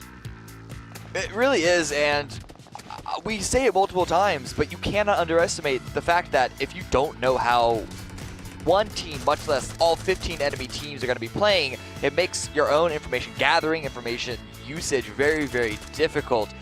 And then just the rotation in this game were really bad, because that mountain that I called out in the very beginning right next to Montenegro River, the center point that a couple teams took, sort of became a position of, or a feature of difficulty once it shifted off of it. That high ground that a lot of teams would want to play on now had to wrap around it. Became a very difficult thing that a lot of teams all decided to, I guess, take the same direction on, but you just have to go. That's the problem. Yeah, and I wanted to highlight, we saw it real quick, but like, Juicy on the vehicle kill across the map while driver Joey was driving getaway. That was awesome. I miss plays like that. I miss players taking risks like that. And you could see the class that XSET have in terms of their gunplay, but they haven't gotten lucky or haven't made the best rotation so far. And I think that's cost them a lot. And here we go, Delay playing spoiler here. It felt like he had an opportunity to get maybe more right here. Like, he starts taking shots at Leo instead of still sending it. There wasn't that much time before his son saw him, but like, that was fun, right? Again, the result was up in the air. He gets the heal off right in time, able to pick up 1, and think about how that could have felt differently there for Valhalla. But instead, Valhalla benefit from that rotation from the last sneaky snake. They get the win. Absolutely. And again, I think a little bit of nerves and jitters still coming into play here, but the chaotic nature of these games, I think, is also just going to be a hallmark of it going forward. Let's take a look at the leaderboard, though, because at the end of the day, there's still points to be had, and there's still leaderboard to be updated. And with that win, Valhalla actually passes 6 elites by 1 single point. So these 2 teams both had a very strong start getting into this. A little bit slower for 6 elites than that last one, but Valhalla with a couple of top 5 finishes and then that chicken dinner pushing themselves up forward. But 19 Esports, Accelerate, these are team names that I did expect to be here in our top 4, but XSET on the second page, Degon, that's the surprise for me. Yeah, I'm not too worried about it because the guns have been working. They were able to pick up off of 2 bad rotations 9 points compared to Chemical Cloud, who've gotten caught out a couple times. Those were our swimmers. Might Out Esports, who tried to rotate early. They haven't been able to get it going. I'm looking more towards J-Star, Accelerate, who have been consistent, right? They were a name that was in the tussle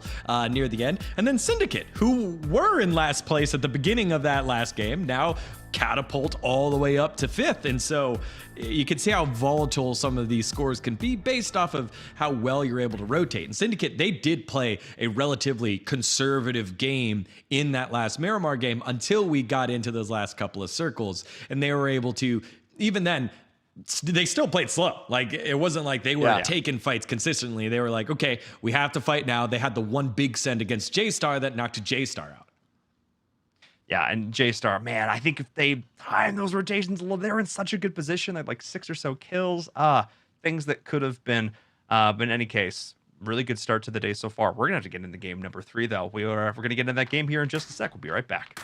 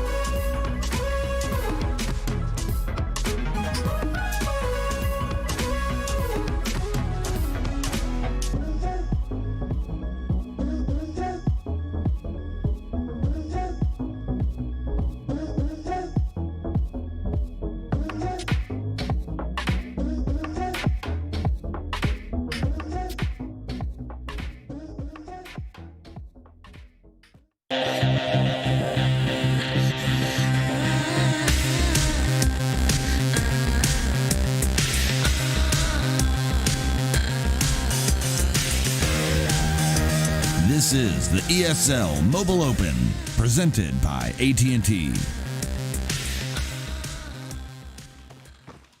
Hello and welcome back, everyone, to the ESL Mobile Open Season 6 playoffs. I'm Inverum, joined by Degon and Cameron Davis as we're getting into game number 3.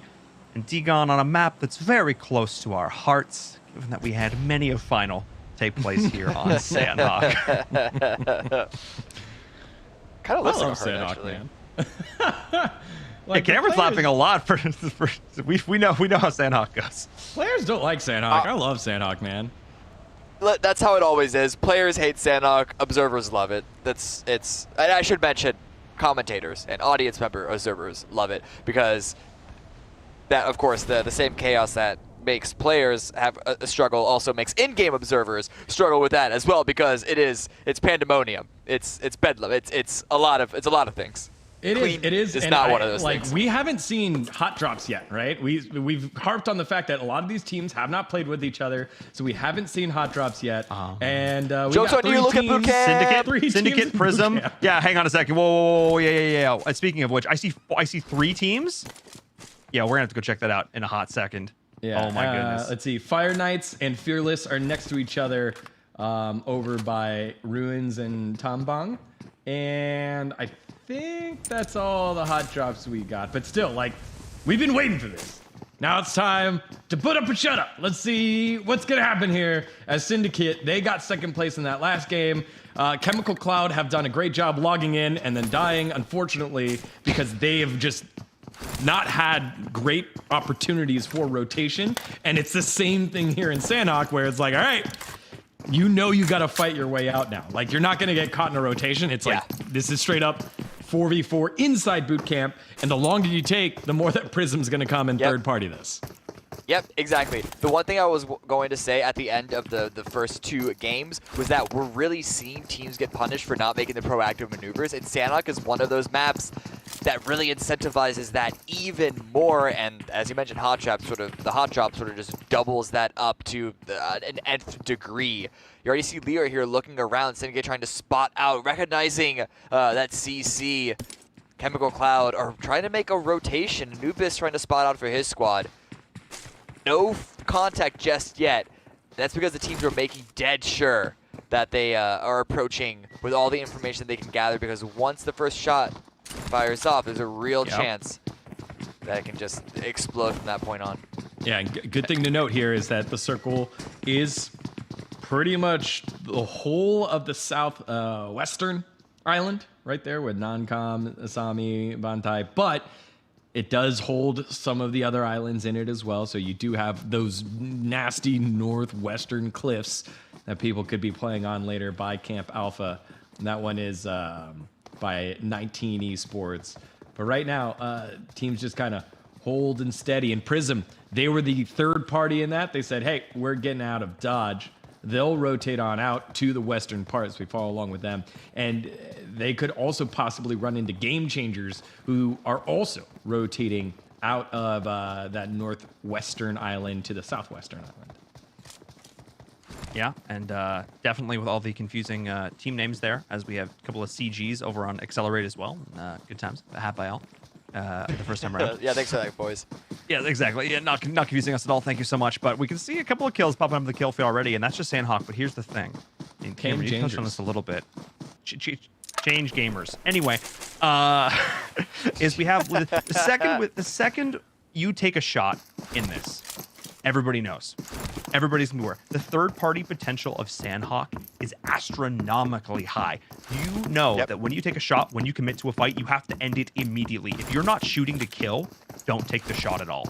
And I think that's one of the things that these teams are going to have to be very mindful of here, especially because we have the bird's eye view. We have the perfect vision in this mini-map. They are so close together. One stray bullet goes awry, and you've got 3 teams coming on in. Yep. And just like that, Xset getting aggressive onto Mighty Out. Again, man, Might Out has just not had the opportunity to play the game, very much kind of like a Chemical Cloud, where they're just getting rotated on constantly. And tough stuff there for Might Out as they lose a couple of people to kick this thing off. I will say, though, you made the statement, hey, as soon as you shoot, people know where you're at. Our very first kill was Fire Knights. Fire Knights took out one member of Fearless. They're all the way on the edge of the map. That might be the only time where like people are like, hey, I don't know where those shots are at. But after that, everyone's going to know. That west side is actually the most open on Sandhawk, of anywhere on Sandhawk, even comparing all the areas around the coast. And so you saw Fire Knights spread out there. That was perfectly safe for them, and they had the time to play with because the circle was in their favor. This situation, though, J-Star, they can't be too spread out. They are trying to do a little bit of punishment to Syndicate leaving boot camp, but they're not able to find the shots, and they're immediately backing off because they don't want to get trapped by another team approaching from the east side, because everyone is going western from this main island. There's a little bit of both of all 3 islands in the circle, but that means that controlling the river crossing is going to be incredibly powerful. Yeah, and I think it's because, you have Bon, you have Camp Bravo, you have Paradise Resort. I think that's where they came from. Tatmok. You've got a lot of places behind you where if teams are rotating in, they would rotate in right into J-Star. So I think J-Star's like, if we take this fight out in the open, doesn't feel good, but they feel a little bit more comfortable to do so here with cover. Rin just taking shots. Yeah, he would love to get a knock there. Oh, it's actually Killing that able to find it. They are still trying to put some pressure onto Syndicate because they recognize the Syndicate are in a transitional period of their own, and that's, of course, the best time to take someone out when they're moving out in the open, not hiding behind cover. They are worrying about their own positioning first, but Leo with a nice trade back, making it 1-for-1, and reminding J-Star that they, of course, have guns as well, and that if they want to take this fight, they better be 100% secure about it. Yeah, Keelig able to get picked up there by Foob. And Radar in, again, just goes down early, but able to get picked up here. And so Syndicate and J-Star going to hold inside the zone in basically a stalemate. It looks like everyone else relatively safe. We had that Xset fight earlier, but Xset not quite able to capitalize too much in terms of points. There we go, Fire Knights getting crashed upon now by 19. And 19 Esports, they were our second place finisher in game number 1 now. Going head to head with Fire Knights, Simple. He goes down, last one alive is Fran, trying to go on the truck. Doesn't see someone come from behind, and it's Benz picking that one up. Fire Knights pick up 5 points so far in the game, only losing 1 in the form of Boo. Fire Knights. Cameron, they came into this as our #1 seed. They had a ton of points. They had shown up in the qualifier matches to come into this, and I can see why. The coordination there, the trust from Benz that his teammates had the shots in, had them pinned down, full confidence in that jump shot of the building. And this is not the first time we've seen Benz pull off some sick clutch shots. I think back to game #1 on Erangel, him getting fired upon first and still winning gunfights. If they can consistently pull off shots and plays like that, they're definitely going to be a team to contend with here. And of course, one of those teams they're contending with is Valhalla, who, clearly the Allfather says, boys, we take boats. Yeah. Hey, Vikings, boats, synonymous with each other. They're trying to go and, what? Am I right? Carve a dragon on the front. It's close enough. Right. It's a shark. Yeah, a shark is close enough, right? It's basically a dragon. Basically. Yeah. It's got teeth. We're getting there. Yeah. Valhalla making the rotation from Cow, which is probably the furthest point from where we just saw that fight with Fire Knights. They've got a pretty big rotation, but very, very clear. There is nobody, and I mean nobody, on the northwestern island, especially on the part that they're going to be coming in from. ESG are at the rotation point, waiting to see where the circle will shift, if it does shift northwest, or if it does shift back to the main island. But Valhalla playing it slow, and they will not get punished by this. Circle comes in, and it actually centers up. So mostly now on that southwest island, still a little bit on the main island, still a little bit on the northwest island, but really teams don't have to move at all. And I wouldn't expect them to unless you're Dianz, who's going to get shot by Death God, who lives up to his name. It would be a good opportunity for a lot of the teams to make sure that they get on that southwest island that is all but confirmed to be the ending position. Problem is, you got to, of course, cross the water and try and get some opening shots in order to do that, but better now than later on. Again, proactive plays. If you can execute upon it, then you get rewarded for it. And if you can't, well, then you're sort of out of your league, I'd say, in the Mobile Open. Prism now are trying to run around. They lost their player, and Dianz still up as 3, trying to make it work. And this is a very difficult situation for a lot of teams right now. It's a sort of scattered areas, scattered positioning here, just trying to figure out where exactly they can go safely. Yeah, not a lot of position there. Prism actually stuck between both Game Changers, who picked up that kill, and Xset, that are to their back. So tough spot to be in right now for that squad is J-Star. We saw them earlier in the standoff against Syndicate. They decided to rotate early, and both Syndicate and J-Star will get away cleanly, but they are still on the main island. In the circle, but still on the main island. with not a lot of places for them to rotate through. If they go all the way to the bridge that they're heading to right now, you got Accelerate camping that one. If they try to go through Pinon, you got Legion Inferno holding that as well. And if they decide to go all the way around, the couple of members of Might Out Esports are currently waiting by Camp Charlie. Yeah, and this is the sort of the point, Cameron, that you touched on earlier. The idea of, proactive rotations are so much more important here on Sandhawk, and that's kind of what we're seeing here from J-Star. They're moving in just a little bit late, They've been moving slow and steady, but now, basically, it's pick your poison. What team do you want to rotate through? Because every avenue to get, into safety of the next circle, you're going to have to go through a team who's gotten there first. And again, with how close they all are stacked up, the potentials from third parties are real. You can see everybody here head on a swivel, constantly back and forth, the leans, the peaks, everybody's trying to make sure that any potential sight line that could take them out, we're seeing this from Killig, is being dealt with, and he's got the big gun in his hands as well. Yeah. He's maybe got a beat on Cypher. Let's see. Can land this headshot. It's not going to be the full opening that they need, but it'll definitely help his team cross this river. Waiting for Cypher to peek a little too far out, overextend just a bit. He knows that he's behind that door. A little bit of clipping there. Pixels crossing over each other, but no, he's going to back off. The moment has passed, hasn't revealed itself. CG being just a little bit too safe for them. Yeah, and no, there's no pressure right now to move. The circle isn't closing in on anyone except Valhalla, and that's why we've checked in on Valhalla multiple times here, where they're the only ones moving. They're the only ones that had to move because they're in the blue. They had the big rotation. Everything else has been jostling for position other than Prism, and we already updated on Prism, stuck between Xset and Game Changers. Everyone's like, hey, we're comfortable. Syndicate, though, they get blessed by a crate. So Syndicate, with that late rotation, outside of boot camp, you can see right there, Jukebox sitting on top of the big red box. They'll get whatever goodies are inside of that one. Circle pops. Woo! There it is. Ooh. I mean, this is pretty good for a lot of teams, and it's funny that you talk about teams getting blessed with loot boxes, because I looked at Accelerate there. You have a player who doesn't have a helmet. You have multiple players only with level 1 vests and helms. Talk about jostling for position. They haven't even had time to get a decent loot cycle off. That's definitely going to play a factor into some of these upcoming fights, and definitely one of the reasons why Accelerate was playing a little bit more cagey there, as we can see shots going back and forth on the right side of your screen, as we can see the shots from Matino actually connecting there. But I'm glad we're jumping back on board with Xset. They were able to pick up 2 kills though, but it wasn't lights out for Might Out, at least to start off this game. Degon, they were able to recover somewhat, which is solid for them. Yes, a little slow right now.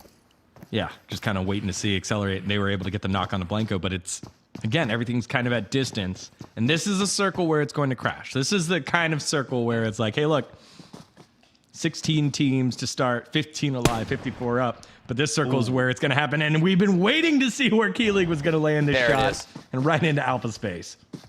Blaze, what can he do? J-Star, yes, it was a trade 1-for-1, but he's already lost 2. Gonna try and go for the revive. Maybe he recognizes that J-Star isn't on the full aggressive push, and part of that is because J-Star, we saw them, they were facing down CG, decided to wrap down towards the south and take the bridge to Camp Charlie, assuming it would be safer, or at least hoping it would be, and they might not have the full information. They might not know that this is just a duo here for Might Out. Well, I mean, they're gonna know now because they did get the down. And they did see the damage on the kill feed being done earlier by Xset. But the fact that J-Star is now so split, I don't actually love that position unless they're actually able to pinch the 2 remaining members of Might Out here, which they're not really. Like Shifu, you can see him looking back, but they're not really in that position to follow up. And now Might Out just have to play the edge of the blue. But they're also running potentially into Volta 7 here, as you can see the right side of your screen. So the third-party potential is very, very real, as well as potentially the crew over from or Accelerate as well. So we'll see what happens going forward here. I mean, this could be J-Star maybe trying to get a bite off a little bit more they can chew and get punished. I mean, I'm still looking at Rin at way in the blue. They need to be very careful here because Volta 7 will be able to play Gatekeep. Yeah, they will. And, I again, just feel bad for Might Out. They just haven't been able to get themselves cleanly out of the first or second circles. And now they have to make this rotation on foot. Accelerate have already been dissuaded earlier by Legion Inferno. Legion Inferno holding that Pinon area. And thankfully for Accelerate, Blanca was able to get revived. I think Jag was the one that with the revive and able to get himself out safely. And so Accelerate will continue to fight for another day, another zone here. But now, poor Mideout. They just can't catch a break. Now right into Accelerate's eye line. Alpha, he gets gunned down there. Long distance. It is Accelerate picking that one up. Hayes trying to pick up the kill. He does confirm it, and now it's Blaze. Hayes on Blaze action. It's Cypher picking that one up, and Mideout, another 15th place finish. And I think they can chalk this one up yet again to just another tough rotation. I think hopefully their mindset's able to reset here as we have a hard shift south, and it benefits J-Star. It benefits them a little bit because they can take their time in this approach up onto Volta 7, who are still quite split. And I don't think they were expecting to shift in this. You can't expect a shift in any one direction or another, but that wasn't really in the front of their minds because now they're going to have to regroup. This shifted away from so much of the cover that was in that northwest side. It's very open, similar to what we saw in the end game on Miramar. We're going to lose a lot of teams, and again, we're going to be losing them all trying to push in from the same side. Oh, it's a very clustered fight now to the northern part of Painan. You could see Syndicate, you could see Game Changers, Chemical Cloud also in that area, and off in the distance, yet again, just holding in Painan, it's Legion Inferno. They can see if they're able to pluck away a couple of kills as gunfire ringing on in right now. That's Xset, I think, shooting in towards 6th Elite, and just a lot of fighting all around the edges, not a lot of buildings inside of the circle. And this was kind of to be expected. This is what we're talking about here. I said, getting to these final circles, 14 teams still up and in this, everybody moving in. I mean, this is Circle 4. We are smack dab in the mid game right now. So to still have this many players up, basically 50 players still in the server. I'm looking towards Xset though. They have 2 and 2 spread between 2 of the only buildings that are left. They're dead center in the circle. So if a team decides to crash on one of them, I'm not sure if they're going to have the resources to be able to defend those players. It's going to be it's really going to come down to what other teams get involved in that third party. As we're jumping on board with Accelerate there, who are getting pushed on. J-Star actually able to weather the storm of Volta 7 a little bit longer as Berto's trying to reposition. They're actually giving up what little bit of high ground advantage they have there, opening up potential for J-Star to go and backfill. As Accelerate, they're still holding on here. I was looking at their position in the circle. A lot of teams potentially coming in, but they have not been afraid to take some shots and force off some of those players. One of the teams in particular, of course, being Legion Inferno, who now have their work cut out for them. Yeah, I love this. I love this here by Accelerate. It was Legion Inferno earlier holding Accelerate from rotating on in. Accelerate get away from their sight lines from Painan, and now holding them back. But they weren't ready for the fight that Syndicate is bringing them, and it's multiple teams coming from that northern area. Cypher, he was playing hyper aggressive, standing on top of that rock, maybe a little bit too aggressively. He gets punished, but Hayes able to answer back as Jeremiah falls.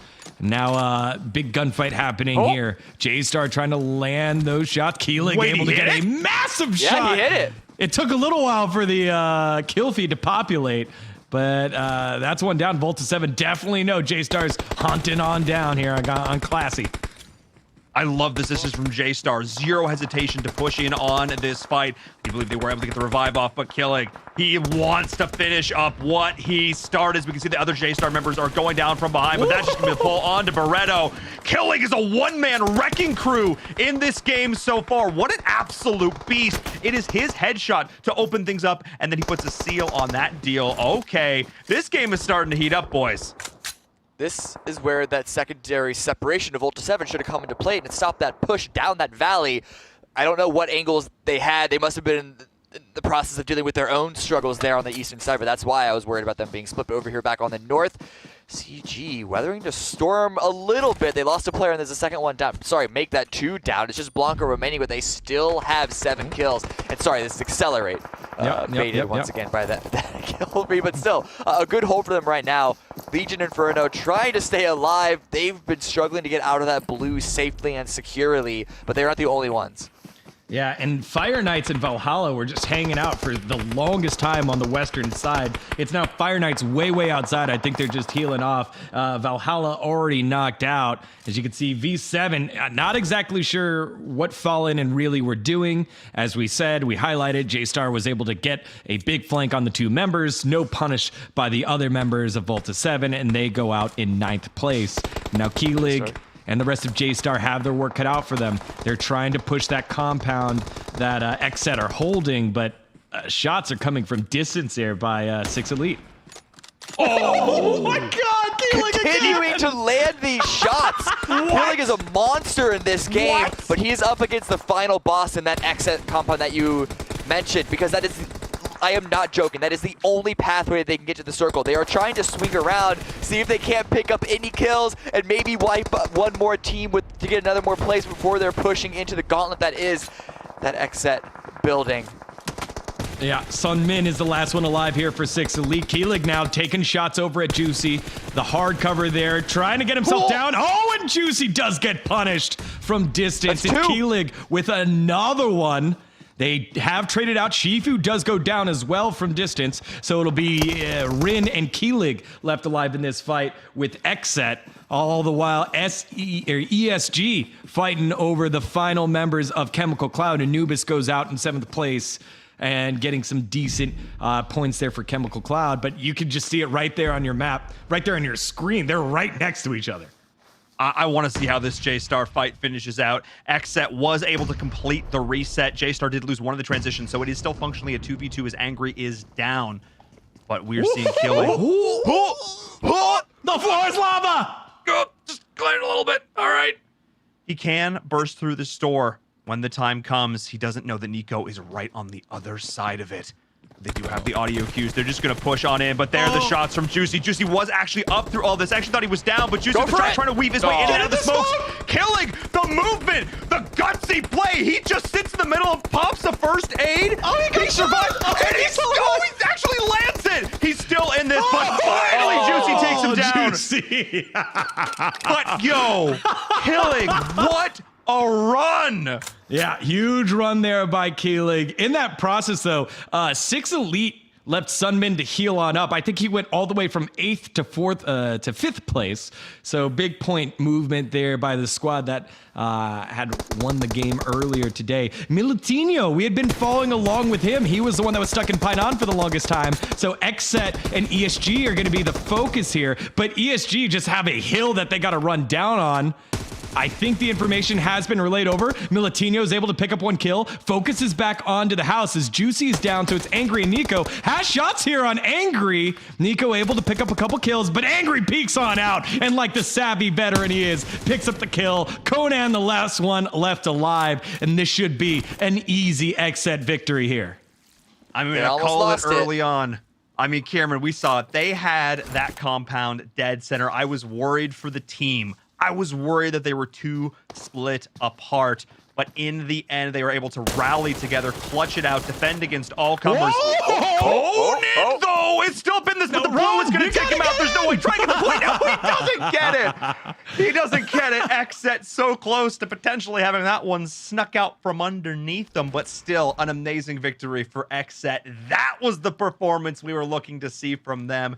Able to fight off everybody who wanted to take that compound from them, wrest it from their grasp, but Cameron not able to do so. That was a fun little finish.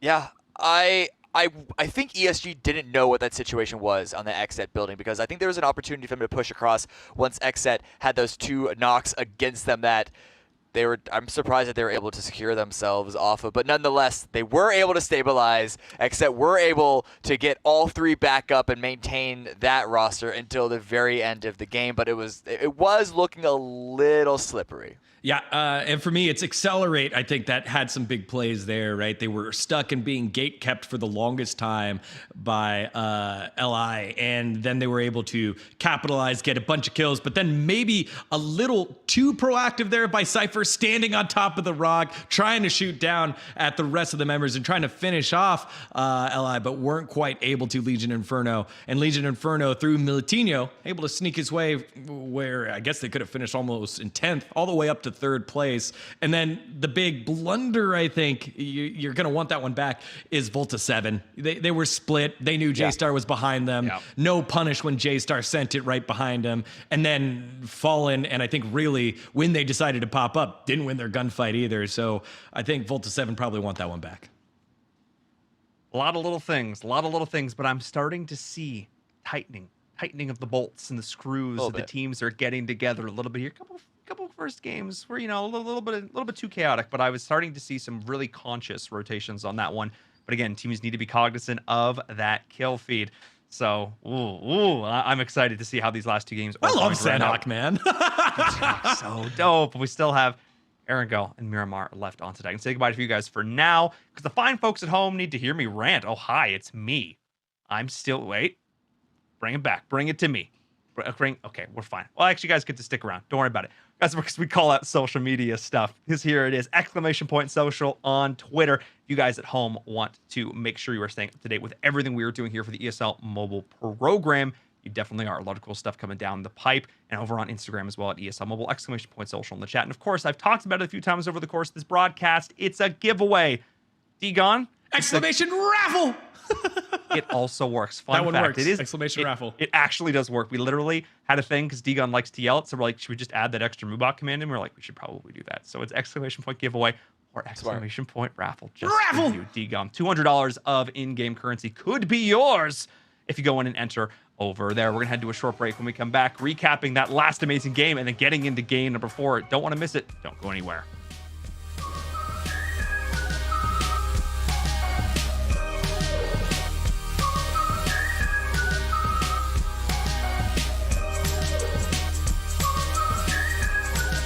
This is the ESL Mobile Open, presented by AT&T.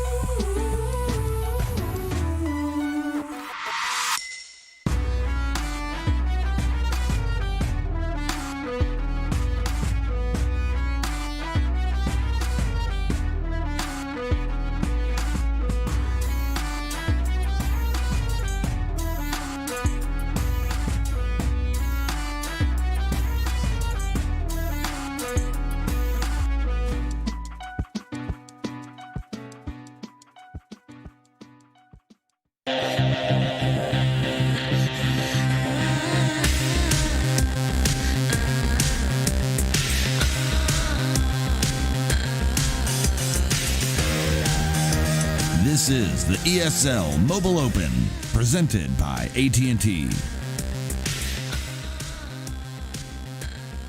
Hello and welcome back, everyone, to the ESL Mobile Open. I get all one of these. ESL Open Season 6 playoffs. I'm your host, Paul and Todd Gale, here to bring you all the amazing mobile esports action here today with PUBG Mobile. Before we get back into the games, though, I have to give a huge shout out to the presenting partner of the ESL Mobile Open. Of course, I'm talking about AT&T, without whom none of this would be possible, helping us since the beginning, supporting the grassroots of mobile esports. And we're really experiencing that here today.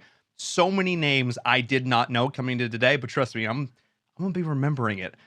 Quite a few of them after today. A lot of these squads looking to make a name for themselves here, and this is the platform to do it, a platform that would not be possible without the support of AT&T. So thank you very much to them once again for returning as our presenting partner. Need to welcome back Degon and Cameron Davis here to the screen next to me. Cameron, wow, blue steel, just right, gazing into my soul, into my heart. Hi, Degon. Oh, me.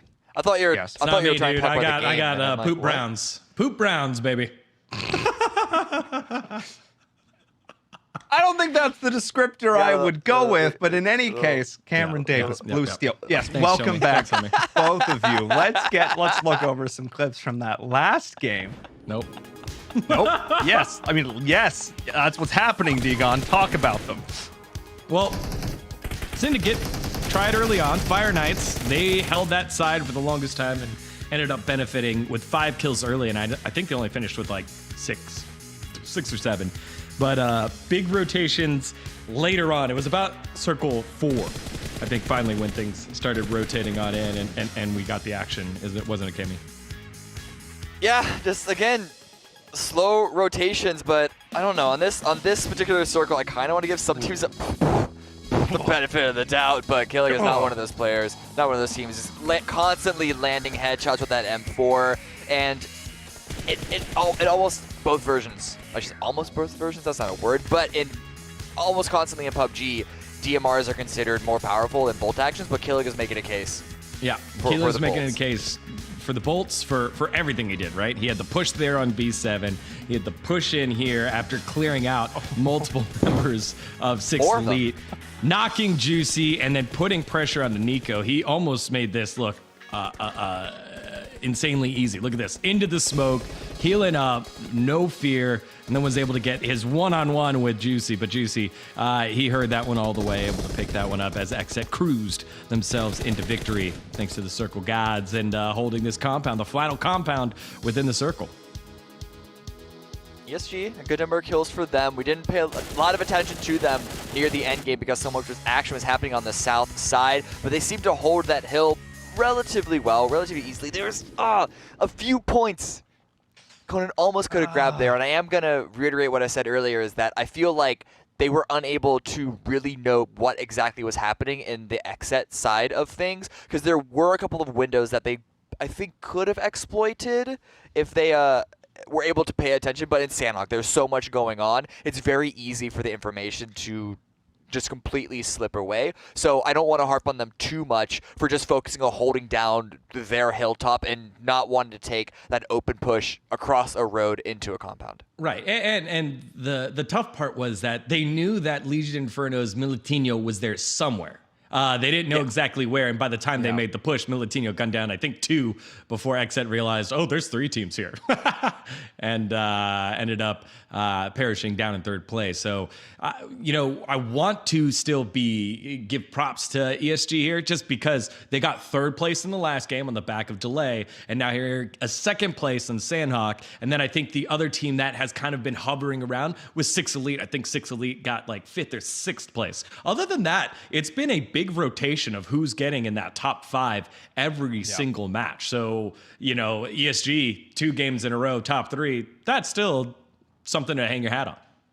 I mean, absolutely. And that's going to be reflected in the scoreboard here as we take a look at that, because I mean, considering the fact that we never really talked about Essence Gaming in terms of like the plays we were watching, we really only cut to them when they got to the late game. Their slower passive play has resulted in them now being in 4th place, only behind 2nd place by 3 points, Degon. Their consistent placement here has had a huge impact on the state of the game for them. So I got to give them a ton of props. I want to definitely jump aboard with them more in this next game and see what this mid game, like Circle 4 and onward, is looking like for them, because they're clearly making a lot of the right decisions when it comes to at least staying alive. Yeah, they're doing that.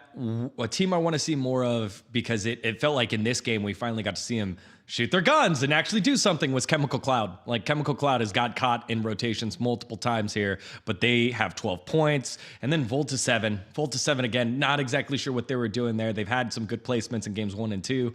Even in this one, they had good placement, but they should have done way better with the position that they had, knowing J-Set was to their back. We harped on it enough. And then lastly, I hope Mightout get to play the game. Mightout they're the team that have been caught out all 3 games, right? Chemical Cloud got cut out 2 of them and then played the last one. Mightout hasn't gotten too much yet. And Cameron, I have to talk to you now. Like, who are the teams that you want to see? Because, I mean, we both mentioned ours. Who do you want to add to this roster? I'm sort of gonna double down on what Degon was saying. I want to see those teams that are all at the bottom, including Mightout, really start to pick it up, because when you're looking at the points, it is actually quite packed in the center region. But once you hit into the bottom 5, there's a big gap there, and it's not even just Mightout at the very bottom who don't have that many points. There's a number of teams there that we're running out of time. They only have 5 games per group. Yeah, you could say, oh, it's 3 bad games, unlucky, Battle Royale, oh, the circle didn't favor us, but that's the format that we're playing in. You got to start picking it up if you want to advance into the grand finals. Take those fights. Yeah, exactly. And it's 8 games over 2 days. And the thing is, too, is you're not just competing against the teams in your group. It's the top 16 total across both groups. So that's the other thing to keep in mind. We're going to get into game number 4 here in just a bit. We'll be right back.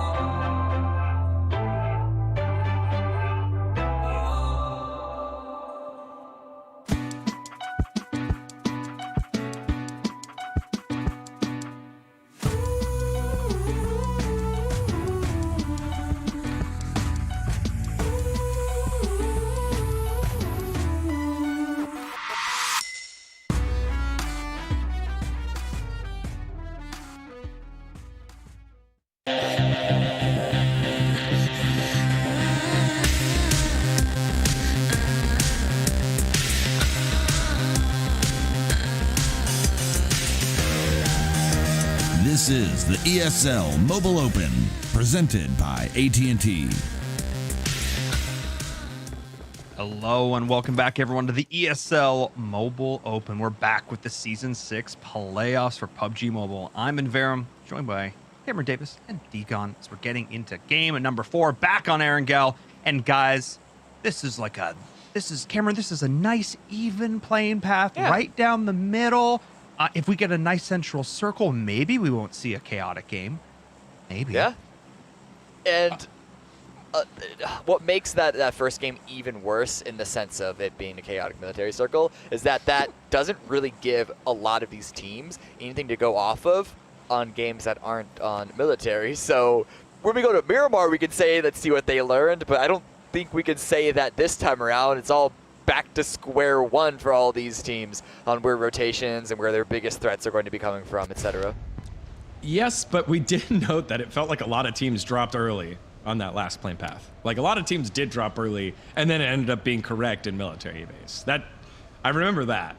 But you're right, this is a standard one. We get to see where everyone's standard drop spots are. Again, with teams that haven't scrimmed against each other a ton, and teams that don't have as much pedigree, as much history as a lot of these other squads. So who's going to be taking Pachinki? Who's the new tempo storm that's just going to be running everyone over? Oh, it's Xset. It's still Xset. It's still Xset. Nico going to it's in his blood. Nico going to Pachinki. Okay, he did it for a long time. Oh no! All right, look at that circle. Yeah. Well, it's that circle too. This is okay. It looks a little rough. It's not as bad as it seems. There is still a little bit of military. We can discount that. There's a little bit of water, but it is still phase 1. If phase 2 leans towards the east or the south, then we can get into some trouble. But for this first circle, I'm not too concerned. What I am more concerned about is how many teams are going to be on the west side. I was thinking that there might have been 3 teams in South Georgia. It looks like Chemical Cloud are going all the way up to Zarky, which is that's a bit of a thunker.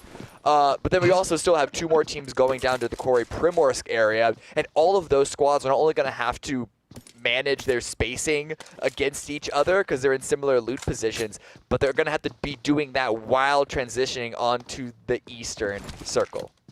Yeah, Razak pretty congested as well. You got Fearless V7 and Game Changers all in that. Wait, that's Razak 3 teams schooler. there. Oh my god, I thought it was just 2. No, it's definitely 3. That is green and yellow. And green and yellow makes blue, which is probably why, all the numbers, all the colors look the same. It does look a little spread, right?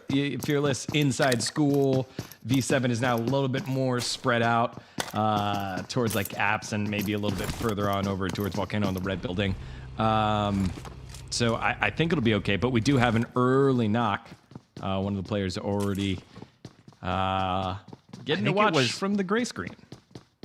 So I don't know what it is. I don't know, but it seems like every single game, Fire Knights has dropped next to Might Out, and we already see a kill over towards, I think it's Might Out to start this game. It was Ben's. Are they chasing them? I don't know. I don't know what it is, but it's like, Degon, you had a request coming into this game. It's like, I want to see Might Out, not get picked off early, not have, and it just, whatever is going on and their drop locations, they are just not having the luck today, and they have so far to go. They could not have, other than, again, maybe CCF towards Zarky. I just feel so bad. Yeah, and we'll call out times when it's like, hey, this is a player's fault, this is a team's fault. This doesn't feel like that. This just feels like Might Out in transition, getting caught out and dying, right? They haven't had a chance to play the game. That's really what it feels like. Whereas, I would say all right, well, CC in Miramar on game 2, that was on them. They rotated out in the middle of the open very lackadaisically with no one really supporting. That was on them. Whereas Might Out are just, they're dropping, they maybe loot for 1 rotation and then die. And it just doesn't feel like they have planned out their drop spots correctly. And even if they haven't, other teams, remember right at the very beginning, we saw 3 teams in boot camp. All 3 of them left. Nobody got punished. Yeah. So it just unlucky day here for Might Out. There becomes a point, though, that how many times does it have to happen before you learn to sort of clean up your play? Because you're right. Sometimes getting caught on transition is not necessarily your fault, but oop, wait, Killick once again trying to make a big play here. Not gonna find it, unfortunately, against these people leaving prison. But just to finish up my point though, is that you're right. A single instance of it happening, you don't want to chalk it up too much. But when it happens time and time again, is that a sign of a trend? Maybe not, but maybe their early game just needs to be a little tighter. They need to be a little more aware of how they transition into circles. But that is, honestly, that is the single hardest thing of entering professional battle royales, of entering professional PUBG, is the macro aspect of the game. Because playing normals, playing casuals, you're not punished for things that you are punished every time in pro play. Sure. The only reason why I push back on this is because we talked about how like crazy that first circle was, so it didn't, it didn't really matter, right? It was Might Out and Fire Knights, Volta 7, and I believe CC that were all in that same drop spot. This time it's only Fire Knights and Might Out, and they landed right next to each other, and Might Out get knocked out. So I would be more harsh on them in this next map of Miramar, because that was one where they didn't get hot dropped on or dropped near. It was like a poor rotation where they didn't know where people were. And so you can learn from that one because that was a standard game. Whereas our first game on Erangel was kind of a crazy book it to military base kind of game. Yeah, and I'm glad you're mentioning hot drops there, D-Gun, because I look towards Razak, and when we go back there, you're going to notice that like one of these things is not like the other. There's a player just like chilling in the house, totally surrounded. Oh yeah, it's could get interesting there in just a bit. But no, I think it's a smart thing to touch on. It's like what is in and what is outside your control. Because battle royales at the end of the day are controlling all the things that you can't control. There are so many variables going on in a game like this that really all you can manage are your actions and how you react to other people. So forced versus unforced errors. And so far, I think a lot of these errors have, I mean, even call them errors, like running into that tree. One. That one right there, exactly. Cursed. But I think a lot of these situations have been forced on Might Out, so I'd love to see a game where they get more control early that they've taken on themselves. But in any situation, I want to see what Fallen does to get out of this. Let's jump over a little bit here, Cameron, because like if you're Fallen in this situation and you're his team, if you're Volta 7, is this a fight you commit to? Because he could be the one to stab them in the back. Wait, he could be the rogue, Shadow Step. Let's go. As a solo player, but actually Volta 7 on this sort of 3-team drop in this area, they're the one that had one player in this position, one player in this position, and then one player in this position. In fact, previously when we saw Syndicate driving around, there was a V7 player just on the minimap randomly. I don't think V7 planned this out at all, and they're all solo players trying to get out alive of what they thought, at least assume, was going to be a safe drop. And so I don't think they're able to put any resources on saving Fallen, and I think GC know that he's here. Oh, they do now. Now they know. Oh God, Fallen going for it. Nope, he's dead. All right, well, he able to knock one. Oh no! Oh, classy! Oh no! Volta 7. What are the chances? It's all breaking. What are the chances? They just took 2 fights, acts like were forced on them simultaneously, in unison. They lost 2 players completely split. This is. So, Cameron, earlier you touched on like playing normals, playing casuals. That's a little bit what this feels like right now because Volta 7 are so entirely split. I mean, we talk about survival mode. They have been in this for the last 5 minutes. Yeah, and look, O'Reilly found a compound that's in the circle, that's free, and his last surviving teammate is nowhere near him because Barretto is out here by himself. This was, like, so this is actually, you can't, I don't know what to say about this. This was so many things that went wrong with Volta 7's early game, and these were things that I'm pretty sure if we look back and watch the replay that they did not have to have happen against them. So, and even if it's like the first thing, the first thread was an unforced error that led to many forced errors in a row, you just never want to have 80 of those forced errors, such as dropping in completely different positions, surrounded by 2 separate other teams in the Rozhok area. Well, I thought they spread out because, remember, we saw 3 teams in Rozhok, right? It was Game Changers, Fearless, and V7. V7 then was like, all right, well, we don't want to fight, we'll spread out. And then they went 2 and 2, and now one died in one died in the other, and Really's all by himself. Or, I don't think they were really? ever 2-2. I think they were from the start 1-1-1-1. I could be wrong about that one, but Yeah. I remember looking on the map and being very, very shocked at it. And I think, oh god, no, I think, yep, Oh, no. here it is. Yep, I knew this Clouds compound wasn't going to be descending. holdable by one player. really was not going to have a chance to hold this by themselves. Well, This is too good of a compound to let go free. do they know? Did they hear I it? don't think they know. They do not know. They do not know. Oh, jeez. They know now. They know They know now. Oh, really? Is dead. Oh, no.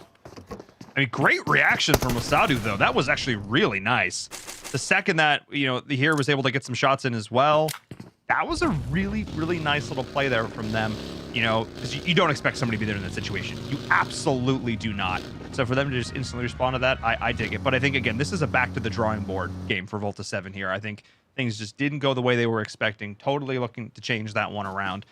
So hopefully they can clean that up for game number 5. And oh my, that was a very healthy airdrop.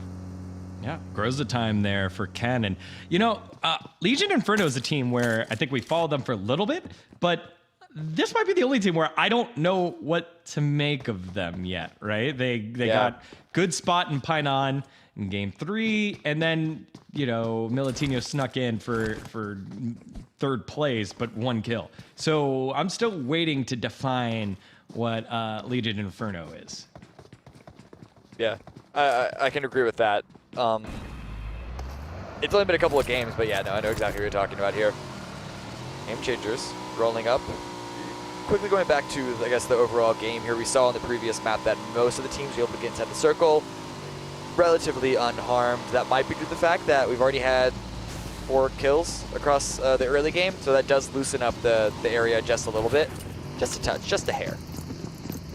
And I think it's so interesting, too, that you guys are mentioning this idea of, things that jump out at you in terms of these teams. Because really, as commentators and as fans, oh, hang on, might have to put a pin in this, as Raiden's taking a little bit of damage. But we really start to associate sort of these different attributes to these teams. And really, when we're talking about them, this team is really, really aggressive and good on the push. This team makes really solid rotations. This team plays well in the early or late game. This team's got a great sniper that's going off. And what's great about that is if you're a team playing the Mobile Open, that's what you're trying to do. You are trying to establish that story for yourself, those identifying markers, because that's what's going to make you stand out. That's what's going to make an org look your way. If you're trying to take your gameplay to the next level, being able to have stuff like that in your arsenal, in your repertoire, an identity as a team goes so far. And as we look towards this next circle, well, teams are going to have an identity being able to fight on the road, because boy, oh boy, Cam, they got to move.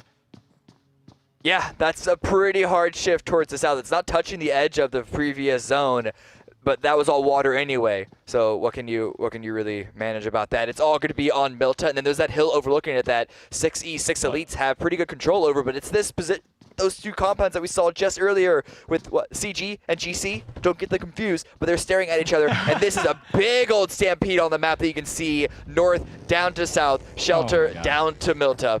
This is blowing my mind that Game Changers has not killed anybody. Valhalla rotated on through, separated from each other. Obviously, we talked about Accelerate leaving that spot, the CG and the GCs. Now, Exet trying to send it. 6 Elite trying to land shots onto Angry. Angry will not die. Here we go. Oh, Parha wanted to get the shots. Now he's exposed himself, has to get back inside the building and hold for a little bit as Accelerate decided to aim down at their fellow teal-colored brethren.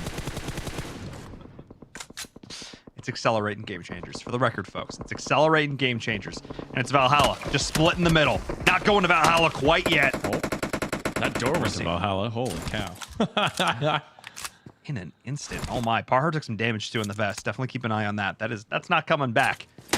So it's just going to limit the effectiveness in combat. Poking out, though, with the DP, trying to put some shots down range, taking some in return. Got to be mindful, cognizant of where those windows are, how the line of sights are going to break out. But I am so impressed that Stroke and the crew in Valhalla were able to make it through there figuratively and unscathed, because not a single player went down, and now they are in a great position for this next circle right at the crossroads here outside of Milton. This is a really good spot for them. Yeah, it's a solid spot for them to really bunker down. The pressure that they can emit to the teams around them isn't as high as you would expect from other teams, and I'm going to harken back to J-Star on Miramar for the big high example of that. Stroke here, you can spot a little bit what's happening on that hill, sort of giving smoke signals across the way to the opposing team. He sees a little bit of an angle, but again, you can tell it's not the most important, powerful thing. What's really important here is that they don't have to worry about any of the drama happening toward the north. The team did get knocked, though. Sun did get knocked from some angle, some direction. Yeah, not exactly sure because I think it's because they're shooting at Accelerate and they don't know 100% the angle that Valhalla was shooting from. But they probably have a good idea.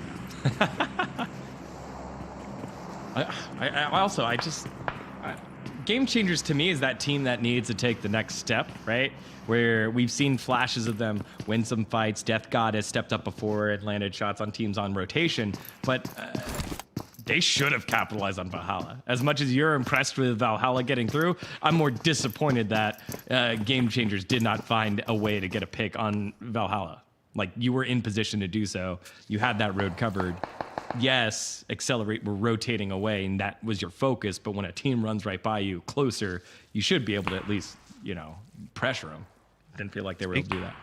I was just saying, speaking of running on by, dude, you're not wrong, though, D-Gun. You're not wrong. Definitely some shots were whiffed. Let's see if some additional shots are going to be whiffed here. Essence Gaming taking a look down towards Legion Inferno. I asked to see more of Essence Gaming. They've made it into some final circle situations before. Potentially seeing a fight breaking out there. Actually saw the kill feed. Multiple members of ESG going down in the kill feed. Actually, a lot of them from J-Star. The second we cut away, ESG in a world of hurt. Oh my goodness. And that's Delay going down as well. You can see it in the kill feed as J-Star came in from the outside. Conan, the last man, well, one of the last for this standing for this team, now going down. And I was so excited to see what they could do, but J-Star just came in and played absolute spoiler. And now we're jumping back and forth with 19 Esports going in towards Fire Knights. And the grenade? What? Did he just wipe them both? He did with one nade. Hector goes off. Yeah, Hector goes off in 19 Esports. Another team going down in the wake, and it's Fire Knights. I would put like Fire Knights and Game Changers both kind of in that spot of like, hey, they're able to put themselves in position, get kills when it comes to them, but there was a chance right there, an opportunity to scrap and punch up to show, hey, we can even fight in some of these dirty fights where we're not quite in position, and they weren't in position. They got punished by 19 that just came in and cleaned it up.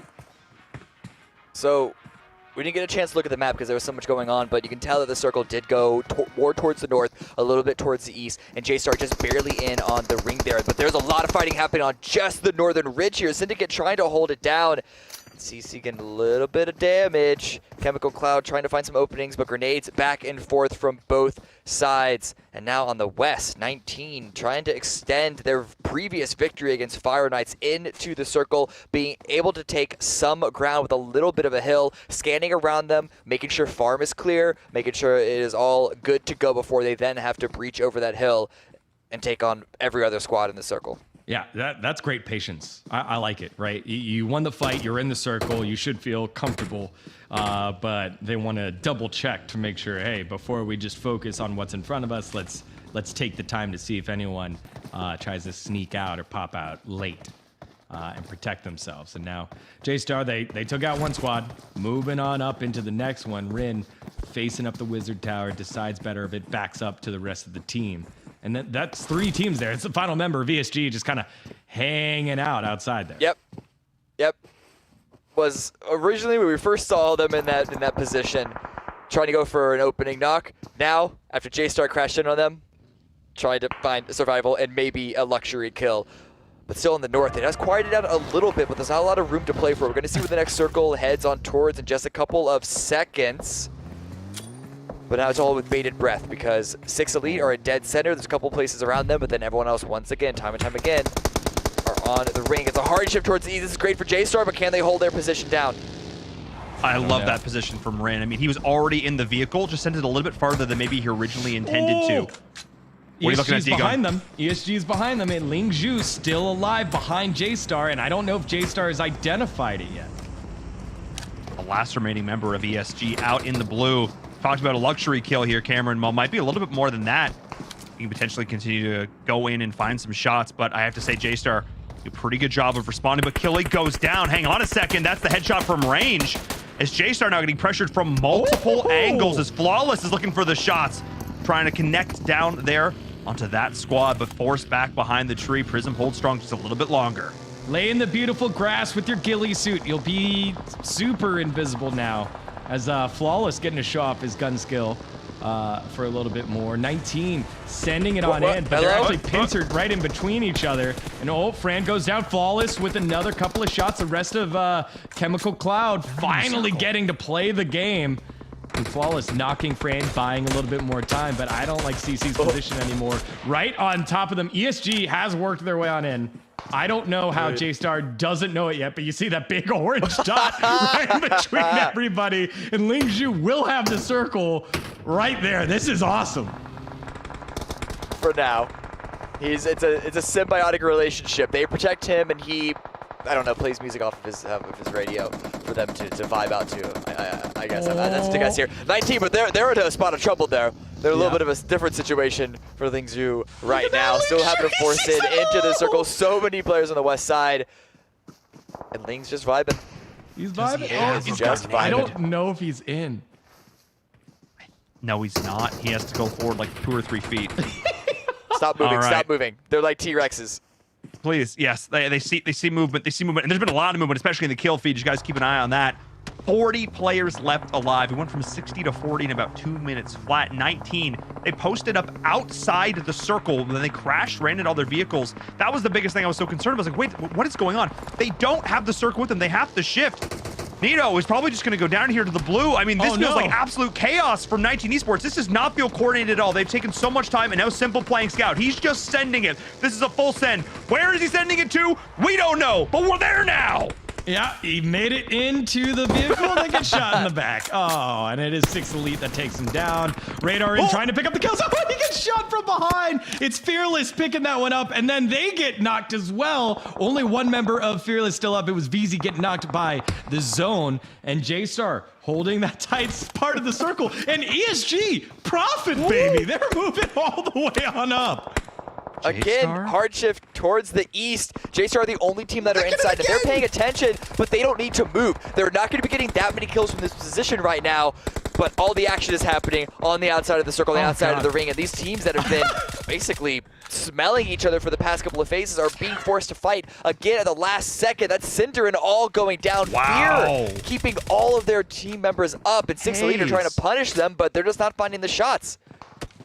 Oh my goodness. Hayes from 6 Elite just did work. I think down the final player there to wipe the squad. J-Star's going to look back at the bot at this and just going to go, what?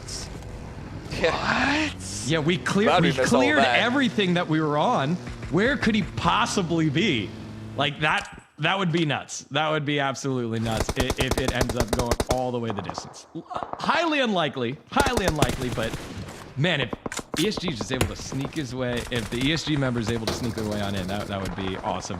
As Hayes now had to send it, VSS was good from distance so that they could hide, but now they got themselves in a rock that almost everyone can see him. And look at that, Might Out found their way on in, and after losing a member early, they're looking okay here in the placement points, but no one is paying attention to J-Star. J-Star is just firing away at any team trying to get to this rock. There are 3 teams in there. Accelerate trying to work their way in. 6 Elite trying to work their way in. And Might Out has a couple of members in there. So 2 teams now on that rock. How can they pay attention to J-Star when they're involved in this chaos? Blaze, find him. This was the only position to really send it on, to really play it for, and we just saw 3 teams have the exact same idea. Oh, Rin wants... There's the nade. This nade. He's actually pushing very far forward. Rin wants it. He wants it, to be fair. Why would he not? Does it go off? I hear nothing. Shifu found a headshot. Wasn't Rin, but... Yeah, FaZe is the last one alive there for Might Out, and if FaZe just pushes just a little bit, he'd be able to see all of them by their lonesome. Rin trying to get the nades on in. FaZe trying to go for the revive, but here they come. J-Star trying to land the shots. He's able to hide behind the vehicle for a little bit longer here. Blaze, come to me. Blaze, come to me. Nope, he just handed him a smoke nade. Nice little handoff, but there it is. Blaze goes down. 1 member left for Might Out. 4 teams left alive, and we still got our sneaky snake! Our sneaky snake of Essence Gaming still alive. Lingzhu just hanging out. That's so cool. Okay. Now, on the north. Okay.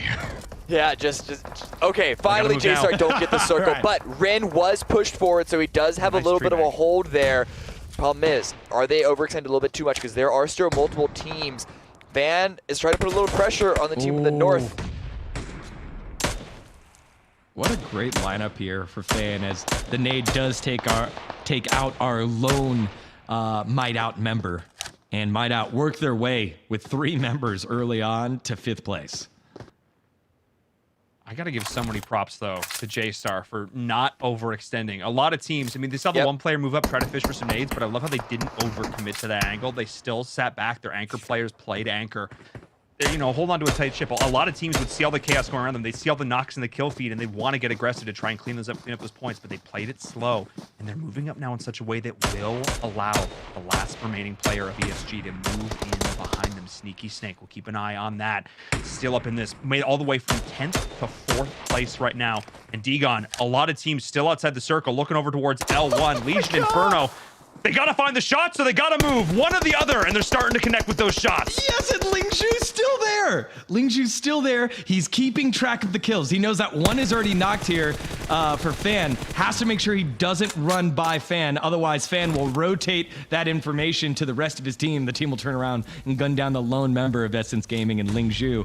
And 6 Elite, they're the kings of the rock. They were able to hold on for the longest time, and it's looking okay for them right now. And there it is. Lingzhu finally springs into action. He gets 1 and finishes off Shifu. And so Lingzhu now has made his presence known. That is crazy to be following this guy for almost 7 minutes on his belly. Nade blows up in his face. Doesn't matter. Gets the smoke off. Will buy a little bit of time. Only 2 bandages. Wasn't able to loot Shifu to get whatever he had. Very good timing on that strike from him as well, because he took that kill right when the rock was there with the blue close in to allow him to separate from the rest of J-Star. Legion Inferno trying to push in. That high ground, they're trying to make it work, but both J-Star and 6 Elite were paying attention in that direction, able to isolate their lines of sight from each other using the terrain, and they beamed them down essentially. Now J-Star, they're trying to find out ESG Lingzhu. Yep, that was not gonna last too much longer than it has, and now they can just focus on this 3 versus 3. That's amazing. ESG, 3rd game in a row, top 3. That's sick. That is so sick. That was awesome. I mean, the trigger discipline. The trigger discipline. And he was able to pick up another point in that as well, so they didn't go out with like 0 points from kills. Absolutely massive. But now it comes down to a 3-on-3, 6 Elite. Guys, if you remember this, back to game number 1. This is how they ended up winning that first game, but they had the high ground. This time, how did they play from the low ground? They almost threw away that win in game number 1. And now it comes down to J-Star, the team that's been, honestly, one of the teams that's been impressing me the most from an individual mechanical standpoint. Yep. Shifu's already down. He's the one that oftentimes does end up sitting back and playing with the team. So it's all forward all the time. But what can Dildar do? He hears her moving in. Digon, let's go. Now Rin aiming down sights. Maverick, he's comfortable in that position, shooting up. We saw him take out those last couple of members of Legion Inferno, but instead of going with the pincer, they're going to go with everyone on the same side, and Maverick again just shooting up, and now he's going to get aggressive. He's pushing. Keelan can hear him. Keelan in a forward position. Here comes the molly to hold off Maverick, and Maverick will not go down. He's still alive. Oh, and he burns himself to death. No, it's Hayes. It's a team kill, and now it's down to a 2v1, a 1v1. It's Dildar against Rin. Once again. Another game in a row with a potential 1v1 finish. Dildar. And can it end?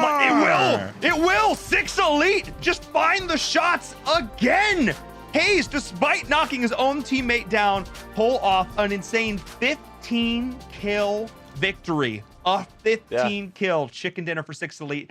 They were in the middle of this melting pot of chaos. Like 3 different teams crashed on in, but somehow, some way, they were able to hold their ground, stand tall, stay strong, and they ended up beating out J-Star in a flat-out gunfight, which, given how well they were playing so far this game, I thought was going to be impossible. But no, Maverick laid the groundwork for his team, whether it was taking down L1 in the final shots there in the end. I mean, he's, you know, if we're flying high, he's the guy I want as my wingman, because those shots were on point. Oh, all right, guys, go take a little bit of a breather. We're gonna take a short break. We'll recap that game in full after. But before we go, I have to say, folks at home, if you're not following us over on Twitter and Instagram, if you haven't hit !social in the chat yet, what are you doing? What are you doing? Go do that. It's the new home of ESL Mobile on Twitter. Definitely want to stay up to date with all the cool things we're doing there, whether it be this season, cool stuff coming down the road as well. And of course, if you're a fan over in, I don't know, maybe the region that is Europe and Middle East and North Africa, you should check out the EU Mobile Open, or EU MEA. There's a whole acronym. I'm going to be honest. You should just check it out. If you're over across the pond, definitely go check that out. If you're a fan of the stuff you were doing in North America and you didn't get a chance to compete in the first season of the Mobile Open over there in Europe, definitely go check that out. Sign up EU. Let you know all the countries that are eligible. A lot of cool games as well, so definitely go check that out. But oh my goodness, game number 4 delivered. We only have one final game left. The games today have been insane. You do not want to miss it. We're going to go to a short break, and when we come back, game number 5.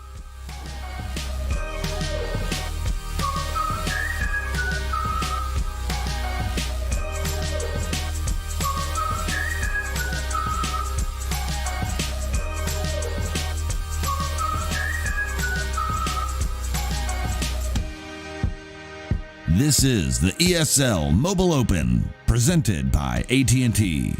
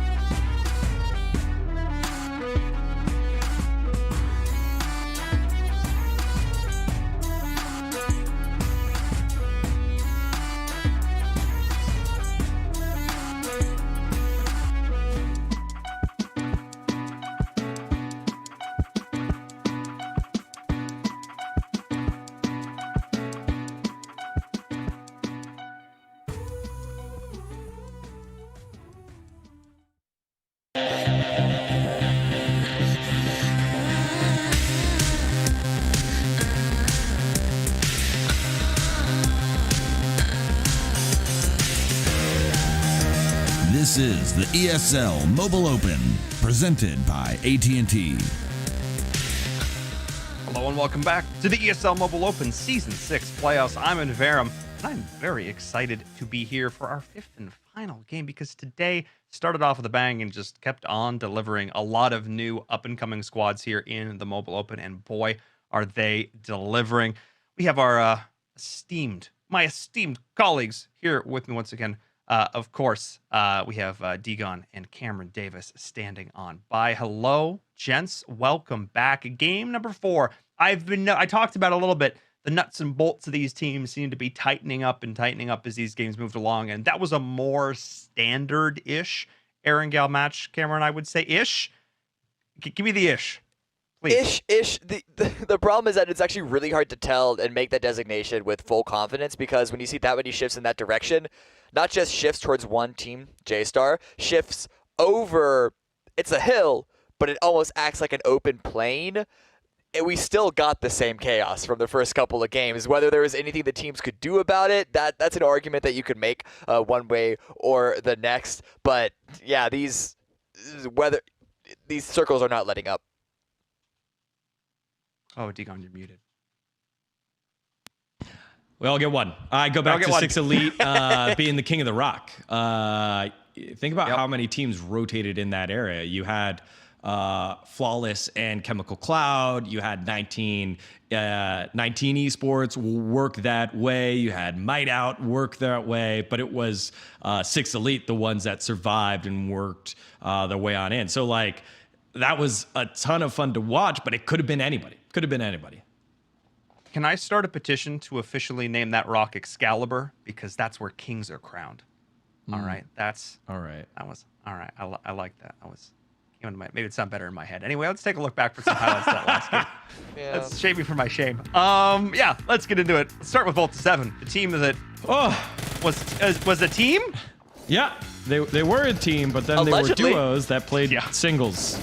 And Death God holding it up. GC is another team that I thought we wanted more out of, right? They had the big hold in the middle of the map, and I thought they were going to be able to punish Valhalla. And Valhalla's rotation weren't quite able to. And this was good reaction here. You called it in the fight itself by Rosadoo, able to just pop on in, realize, oh, really? Was, in the corner. And get through without anything there.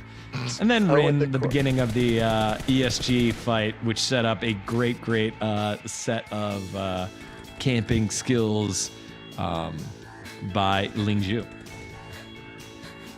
Ooh. Looking back at that grenade again, I know, Paul, you were a little shocked by it, but it's because Cheems ran into it. He was using that grenade just to try and finish that last player and put the pressure on. But Cheems sort of running into his own demise at 19 now. He was the rest of their push. Didn't go too much farther from that point, but again, we get a little bit of a secondary view. It's almost like J-Star were acting as nature photographers here. Maybe a little more violent than nature photographers have any right to be, but they were sort of just watching the action slowly come their way. And you can see on the minimap here, as well as Hayes' angle, just how difficult it was for any of those teams to play around. So just reiterating what Degon said, 6 Elite in this position, it could have been anywhere. They got to this rock first, which gave them the advantage in regards to holding it down and picking up all the kills that they did. But it's not like it was super next level play for them alone. Yeah, and look how many people were down in that moment. You had, I think, 3 members down with Might Out bearing down, and J-Star and Legion Inferno on top of them. So it could have been, there was so much happening there. But again, the finish here, Maverick giving the information over, saying, hey, Rin's down on the ground, just shoot through the grass, you'll find him, and was able to pick that one up to close it off. Again, don't want to take it away from 6 Elite, because they did wait to be one of the last ones in, but they were the first one to the rock. So it was waiting for the right moment to strike. I very much enjoyed watching that. Yeah, for sure. It was really solid decision making there. They identified, look, this is the one piece of cover we're probably going to get, and we need to defend it with our lives. Also got a little bit of fortune smiling on them, because the one team that may have been able to go third party in LI did get knocked out by J-Star from across the way. So that was the way the sort of this triangle, the dodecahedron of doom, that's too many sides. In any situation, too many sides. At one point, it would have been. That's fine. In any situation, props to them because that's now their second chicken dinner of the day, I do believe. Yeah. So pretty darn impressive for them. Really, really solid play. And again, that's really what the Mobile Open is all about. It's about highlighting and showcasing great plays, and not even just necessarily in PUBG Mobile, but in a lot of other games as well. We have a ton of different titles here across the game. And one of them, Degon, I know you're a fan of course, is Asphalt 9 Legends. Traditionally, not a game we've been able to show up on the broadcast, but we actually have a bunch of really cool gameplay from some of the top players of Asphalt 9 that we're going to take a look at now. This is our top iOS player. This is Nilo from RPM, and this is so cool because Degon, talk to us a little bit about just this game as a whole. Talk to us about Asphalt. Yeah, so Asphalt 9, bunch of supercars. You get to boost into the wall. Don't have to worry about crashing too much because you can see them wall ride a little bit. When you go into the air, if you double tap, you do a spin. And if you save up your boost, you get an ultra boost, which is why you saw him go purple there. If you boost into the wall, you don't have to worry about losing too much speed depending on the angle you go into it. But it is so much repetition here. It's understanding when to use your boost, when to use the super boost, the regular boost, the over boost, which is the orange one you'll see them use every now and then. And although you're hitting all those obstacles, not losing speed because you're not hitting them at an angle that will cause you to lose speed. And so it's super fun. We got to play this over at the Barclay Center during ESL 1 New York. Drifting gives you boost, so you can see them drift their back end there. You hit the corkscrew, and that gives you unlimited boost. And it's just a very, very addictively fun game to play. And watching these guys do this, make it look effortless, is so fun. So Nilo on that one, our iOS top player, looking pretty smooth as he hit those streets. For sure. And Cameron, as we check out our top Android player as well. I mean, for us who are sort of more like when I first started watching Asphalt, I definitely wasn't as much of a pro. What's the thing that stands out to you most, taking a look at these clips here from our top Android player as well? Well, they're not racing each other, at least not initially in the Mobile Open, if I'm not mistaken. These are all just solo runs. So, as Egon was saying, it's about knowing the map and knowing the timings. It's essentially like speed running. It is really what it is. Later on, if I'm understanding correctly, they do go head-to-head in the competition, but at least at the start, it's all about finding your fastest timing. And for a set map, there are tips that everyone is going to know. It's all about the execution. Yeah, I mean, I cannot really, I really can't understate just the muscle memory that goes into this, which is really cool. And what's also rad about this is you have multiple opportunities to qualify and like improving your score, because you can actually compete in this game directly through the app itself, which is so cool. They have these time-limited events. You go in, it's a time trial, like you mentioned, Cameron, and you go and you can try multiple times to improve on your time. And the best players end up in the finals, which is super fantastic, where they do end up playing head-to-head. So if you're a fan of mobile games and you want one, like, particularly for me, I love this because you can like get a race in like really, really quickly. You don't have to like fully commit like a 20 or something minutes to a game of like PUBG Mobile. You can just pick it up. Degon, I remember watching you. I was sitting behind him on the flight coming back. I think it was coming back from New York, and he played Asphalt the whole way. He played Asphalt the whole way. I was like, is he still playing? And it was so, because you could just get it's one of those fun games where you can just get in. And again, for a casual player, a lot of fun. But for the tippity top players, it is incredible to watch what they can do. And speaking of top players, I got word. We have our updated leaderboards from that last game. Segways and 6 elites with multiple chicken dinners. 83 points in 4 games? That is... They're good. They're fine, yeah. They could. They're not going to. They could just not show up, and I'm sure they'd still be in the top 16. And I also love how they don't even have an arrow next to them because they're already in first place. So it took at least there could be a little bit of a second to realize how much further ahead they jumped. It's just they didn't jump in positioning. It was just a gap widening, between them and second place. Yeah, for me, I'm looking at Syndicate here. Again, rough start to the day, not getting any points, dropping with a couple players that were missing, and now finding and fighting their way up the leaderboard. 30 points for them, just outside the top 8. And then I'm looking at 19 Esports. They had such a great start to the day with that second place finish. They've been around the top end a couple of times, but it feels like in that last one, they were able to pick up a couple kills onto Chemical Cloud before the crazy rush to the rock. And then they didn't quite have a plan there. Their guns went a little silent. And 6 Elite, we saw it, Maverick winning multiple times there, coming off huge here. And the one thing I want to remind all the folks at home is just when they're looking at this in context is, in order to make it into our finals, you have to be in the top 16. And that is the top 16 between both groups. So we'll play 5 matches today for group number 1, 5 matches next week for group number 2, and then they'll each play 3 and 3 to round out our final day. And they're going to be competing back and forth, all trying to make it into that top 16. And once we get closer to that, D-Gun, we usually are able to find that number, that magic number that teams need to get over in order to make it into the top 16. So we'll definitely be keeping folks aware of that as we continue to move forward. But if you're a team like 6 Elites who started off with 83 points in the first 4 games, ooh, you got to be feeling really good. Let's see. I don't know. Maybe they can make it a triple as we get into our 5th and final game just after this.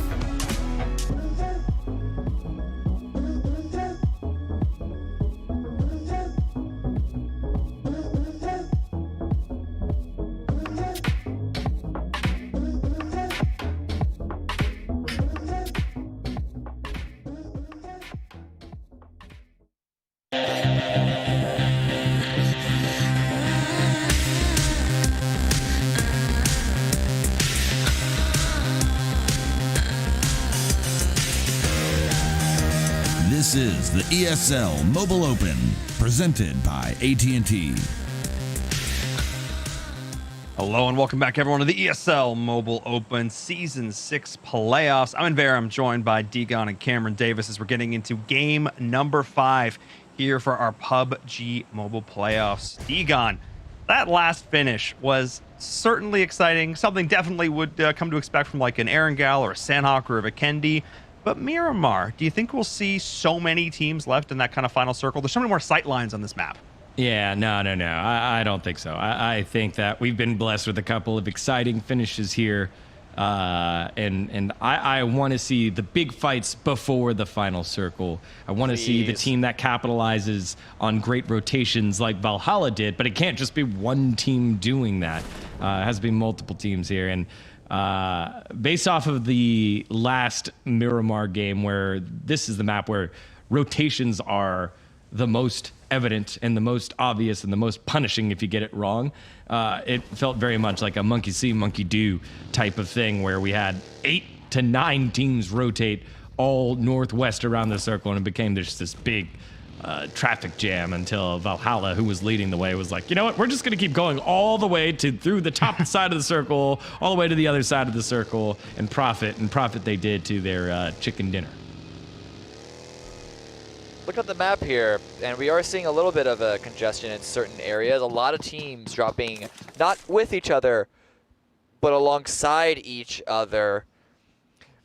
We're not seeing as many long parachutes. It really is what the thing is. A lot of teams are dropping really quick to try and grab those vehicles and make the vehicle rotation to their location, which on one hand could guarantee you having that vehicle, but on the other, I don't know. It's a little weird. It's not something that I see happen all that much. Yeah, I laughed because as you were seeing the congestion down there in the south, you had Accelerate, you got Might Out, you got Legion Inferno, you've got Syndicate, but also after not learning, what feels like not learning is, there it is, V7. Volta 7, again, split up on their drop, Fallen by himself, and he gets trucked, vanned, if you will, by Conan and the rest of ESG, and V7 will start a player down on the map again.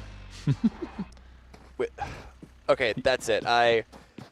Any sort of criticism that I was trying to relay to Might Out that you were actively defending, and like rightfully so, you raised some really good points in that conversation. I am now focused 100% onto V7 because this is like, how can this keep happening? This is just very, very, if I wanted to be nice, I could say loose. I don't want to be nice. I can say sloppy early game once again, time and time again. Yeah. Yeah, V7 in their macro, I think that's what they're going to go back to take a look at on day 3 when they come back with 3 games in the book, because V7 have points. They aren't on the bottom of the scoreboard. I think it's panning out right now. I think if we calculate it out, I think it's 10 points a game. So you're probably looking at 80 points. 80 points, I think, is the cutoff right now. And I think they have, like, after 4 games, they might be in, like, the 28, 29 range. I don't fully remember, but I know that they've been able to capitalize some points, but the last 2 games felt like not it. Just not it for them. So, and now with this start here, they'll have to do their best to salvage. We've seen teams be able to do so. Case in point, Might Out in Erangel that last game, they lost a team member early. That's how we started on that whole conversation. They ended up in what, like fourth place, 5th place, something like that, able to salvage some points. So we'll see if V7's able to do the same thing. They should be able to. This is a center circle on Miramar. It is pretty close to dead center, which means that the early game should be quite slow. There is so much land that teams can share, so many decent areas that it's not really going to be contesting for the same 1 or 2 very specific points, nor is it going to sort of funnel in different teams into a few limited entrance areas like side-focused circles could. So we might have another very, very slow game. This time around, it's not going to be too much a fault of the players. But we'll see what the setup is going into the mid-game, because I think we're all in agreement. We'd like to see a little more proactive play and not wait for the final moments to fight the team that you've been staring down, because then you're going to get 3rd partied, 4th partied, and the teams that need to start picking up those points that are running out of time, the best way to do that is to really just commit to those fights that'll actually give you control of your spacing, of your area.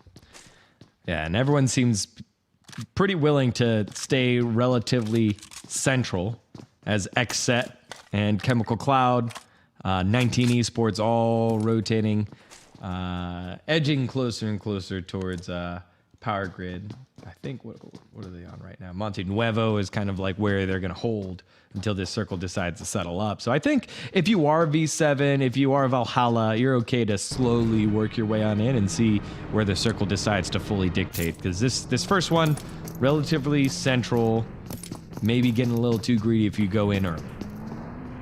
And speaking of Central, Prism, I'm glad we're jumping on board with them for a bit because they're, a team that, Digon, you and I have casted before coming into this in the Mobile Open, but they've been quiet today. They're down there way at the bottom of the leaderboards going into this. I definitely want to watch a little more from them here and try and figure out what's going wrong for them, because I don't necessarily feel like we're seeing them in these big situations where I'm going, oh, they're making an error or something, like, et cetera. I just don't feel like I'm seeing them at all.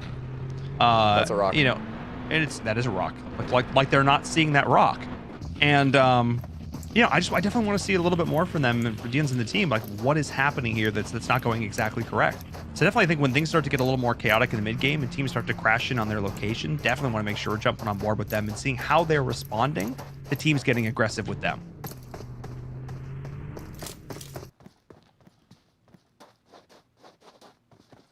Next set. I mean, if you want to talk about teams that aren't necessarily living up to expectations, these guys, I don't know exactly where they were on the leaderboard. I think it was about halfway They're up. fourth or fifth. On the left side. Okay, yeah. so that's actually okay. Okay, that's better. I think it's because they had a slow start. They got the chicken You're dinner. right. You're right. I expect them to be at like the very tippy top. Sure, we'd expect them to be the 83-point game leader or lobby leader. I'll give you that. So yes, I understand what he's. So this for context, when we first started casting this season of PMPL, there was this conversation about like the invited teams versus the PMCO teams, the teams that had already been sort of established. And Cameron, I'm going to call him out a little bit, but he's since, I think learned a little bit. Basically was like, oh, I don't have as many expectations from these PMCO teams, and I'm really more focused on the teams that were invited. And I said, I don't know, watch yourself, because there's a lot of up and coming talent here in NA. Oh gosh. No. We're cursed. That's unfortunate. Yeah, that's unfortunate. But the point being that, again, I think the talent pool goes even deeper. So if X sets this team that's doing fairly well in the PMPL, the Pro League, there it is. Yay. If they're not dominating a lot of squads in an amateur tournament, which is really what this is, it is an open amateur tournament, that actually says so much about the state of the scene here in North America as a whole. There are a lot of really good teams. Yeah, well, thank you for coming to my TED Talk. Yeah. If I had to defend Xset, one, I admit I did mess up, but I forgot that they were fourth. I thought they were a little lower. But also, learning to play balance two different formats. Not only is PMPL a longer form event, it's also a completely different point system. Not only are they having to balance that, which is very difficult, and like trying to transition headspace back and forth, I can only imagine how hard that's going to be. But also, some of the hardest games to play are open games where you don't know who you're going up against, because sometimes the teams will do something completely wild and unexpected, and I mean, try and read that in the tea leaves. You can't do it. I do not disagree. I mean, oftentimes we say it's like, why did you do that? That was wrong. Yeah, but it worked. Yeah, but it was wrong. I didn't expect you to do it because it was the wrong decision. Why did you go there? You shouldn't have been there. I've definitely seen that more than once, casting amateur tournaments in a myriad of games over the years. So definitely probably feeling a little bit of that. And I'm so glad you pointed out the format change, the difference here. Again, a lot more emphasis in our format put on placement and surviving to those late game situations. So definitely getting into that different headspace could be faster, but they're still doing fairly well in the top 5. So props to them. But again, got to give props to a lot of those other teams up at the top there. But again, 6 elites. They came in not in first place, but they're looking pretty solid now. And hey, Digon, guess who gets to press their buttons? Yeah, finally. Night Out, able to play. They aren't quite in the circle yet, as they are hovering around graveyard area. And it's still a little uncomfortable. I would call this uncomfortable because they haven't found a way on in. And there's a ton of teams where they were shooting at. That kind of basically straight southern area. And it looks like Zohan has found some friends. They are driving side by side. It is the Mad Max era of some Pogi Mogi right now. As looks like, Pogi Mogi. Pogi Mogi. And there it is. Hoagie Mogi. Finally, Oh, no. their friends have been found. Ken gets taken down. Yeah, they tried to send it across and be safe, but, you know, who knew? In an open field, probably not the best place to hide. A good pull-up by Might Out there to stop, recognize that they had an opportunity for the angle, pull multiple players to do the same thing so they could team shoot and make sure they can confirm that kill and get themselves an early point. It is going to slow down the rotation to the rest of the circle, and it was, we saw it, didn't mention it, it was a shift towards the north, towards basically the same area that we saw game number 1 or game number 2, the first one on Miramar. It is going to slow down the rotation in that direction, but I think they're going to take their time and wait for a lot of the teams pushing in from the south to take their turn at first. If they can manage edge play, that could work out for them. But I also wonder if they're perhaps just a little timid and don't want to rush into dead center because they've been punished for just brazen play like that so many times before. Speaking of brazen, Zohan doing a quick 180. Running into the other squad, pulling up there. And, of course, it's our lobby leaders. He doesn't know that, of course, but not necessarily the position you want to be in. And speaking of positions here, Fearless is going to have to live up to the name. Trying to take the compound over from XSET, not the team that I would want to play when they are entrenched in a position, especially Digon, a position like this, where they've got multiple sight lines and all 4 members are close enough that they can help each other out pretty quickly. Because their team shooting, considering how the short period of time this team has been together, just given the history of all these players, it really is impressive to see how far they've come in such a short period of time. Yeah, I mean, and that's what great communication does.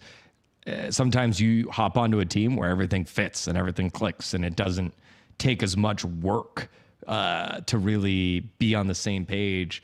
And those are teams that are dangerous, and I think that's what they have here. I'm still just dealing with the fact that my boys on Might Out have a guy named Exhibit, and we haven't made any Pimp My Ride jokes yet. It's a car inside of a car. I mean, I'm pretty sure that show aired before most of our viewers were born, so yeah. just saying. Ooh, okay. Ooh. Another Water shift treatment? Ooh. heavily towards the east. The ending of the first Miramar is in this circle, but I don't think we're going to end there again, so we're going to see at least a little different endgame terrain. But look how many teams are already dead center. We're going to see a couple of teams all come up the same direction in the southwest. No big, wide wrapping rotations this time, it doesn't seem. Oh, geez. But here it is, J-Star dead center once again on Miramar. Let's see if they can't make it work again. Yep. And Jukebox needs to go find Exhibit to go pimp his car because the van has made it busted. It's a boba. There it is. There it is. There it is. We got There it is. We found it. Perfect. Wasn't forced at all. Forced like this rotation here from Cloud, because that is just, I mean, I can't believe that Prism, considering how spread out Prism is, hang on a second, weren't able to find the shots there. King did go down from Valhalla, but, I mean, not the biggest victory here from Prism. I'm just very surprised they're willing to play this spread. A lot of teams, again, are playing closer to a full 4. They're not really playing this 2-2 nearly as much. They're not really playing the 3-1, at least at the professional level. So I'm kind of surprised how many teams are playing this spread apart. But as the circle is showing on the mini-map right now, whatever spread you had is eliminated. It's gone because we have 16 teams. All 16 are still here, moving into what is going to be circle number 4. Yeah, bienvenidos a Ciudad de San Martin. I hope you enjoy your stay, my friend, because there's going to be a lot of guests coming on in to this city, and it's going to be quite congested. Cameron, do you speak Spanish? No. It sounded good. It is. It sounded like he was nailing the bit. My mom's proud. Gotcha. Yes. All right. Yeah, they'll do the next one in French, okay? Okay. French map when? PUBG Mobile, just saying. Saint Martin. Buongiorno. Not buongiorno. Bonjour. All right, moving right along. So, Digon, speaking of languages, earlier on you mentioned killing, and you mentioned, what it was a word in another language, and I looked it up because I was curious what it meant, and it means causing a state or a feeling of exhilaration or elation, which frankly is how I feel watching this guy snipe. So it makes a lot of sense in my opinion. And he's wielding an AWM. I don't know if you spotted that because he was having his rifle out a lot, but he swapped to it for a quick second. So he's ready to go big, but also Pipe. Yeah. Ready to go big with his grenade of his own. He sees where game changers are coming from, and a very good knock, cooked to perfection. And Parhar is going back to his teammates, crawling back, saying, okay, guys, I'm sorry, I couldn't do it. Yeah. Kilig Oko after that one, if you Google search it. I've never heard this word before. Kilig, which means to feel Twitter-pated or to feel nervous excitement when you're around someone you like. Aww. Twitter-pated. Twitter-pated. Twitter-pated. Is that like I've never Twitter, heard that social term. media? Yeah, no, it's like your heart going like pitter-patter. Pitter-patter. Pitter-patter. Flutter, flatter. Like how I would feel if one of these grenades actually connected. Yeah. Yeah. Death God needed to throw that nade a little bit flatter. Pretend it's an apple, Death God. You love those. I like it. Thank you. That's like the third anime reference I've snuck into this broadcast, and nobody knows. Yeah.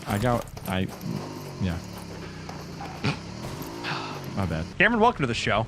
I don't know what is happening anymore. Things are Please, so someone things save are me. so tame. Season Fire 6, Knight, baby. take this fight. Take this fight. Save me from whatever is going along with the co-commentators. Oh! Yeah. That's no way to treat the Benz, Just Benz. stop. Come on. Gosh.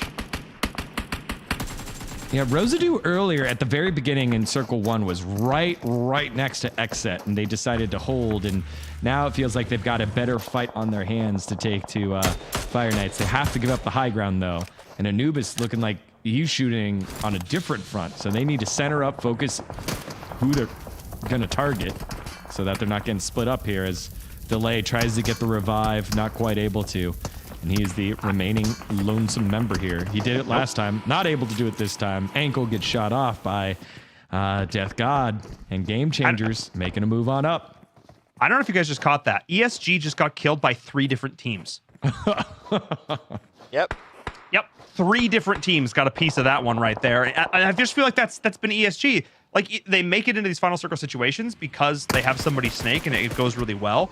But they always go off these sends, and up until now they've been able to survive their wild sends. Not this time around. Not this time. Now if you're flawless as well, oh my goodness, just dodge and weave. Serpentine. Serpentine. Come on. Yeah. That's what I was saying earlier. It felt like Chemical Cloud weren't on the same page because they were shooting down at 19 Esports. They were also shooting at Fire Knights.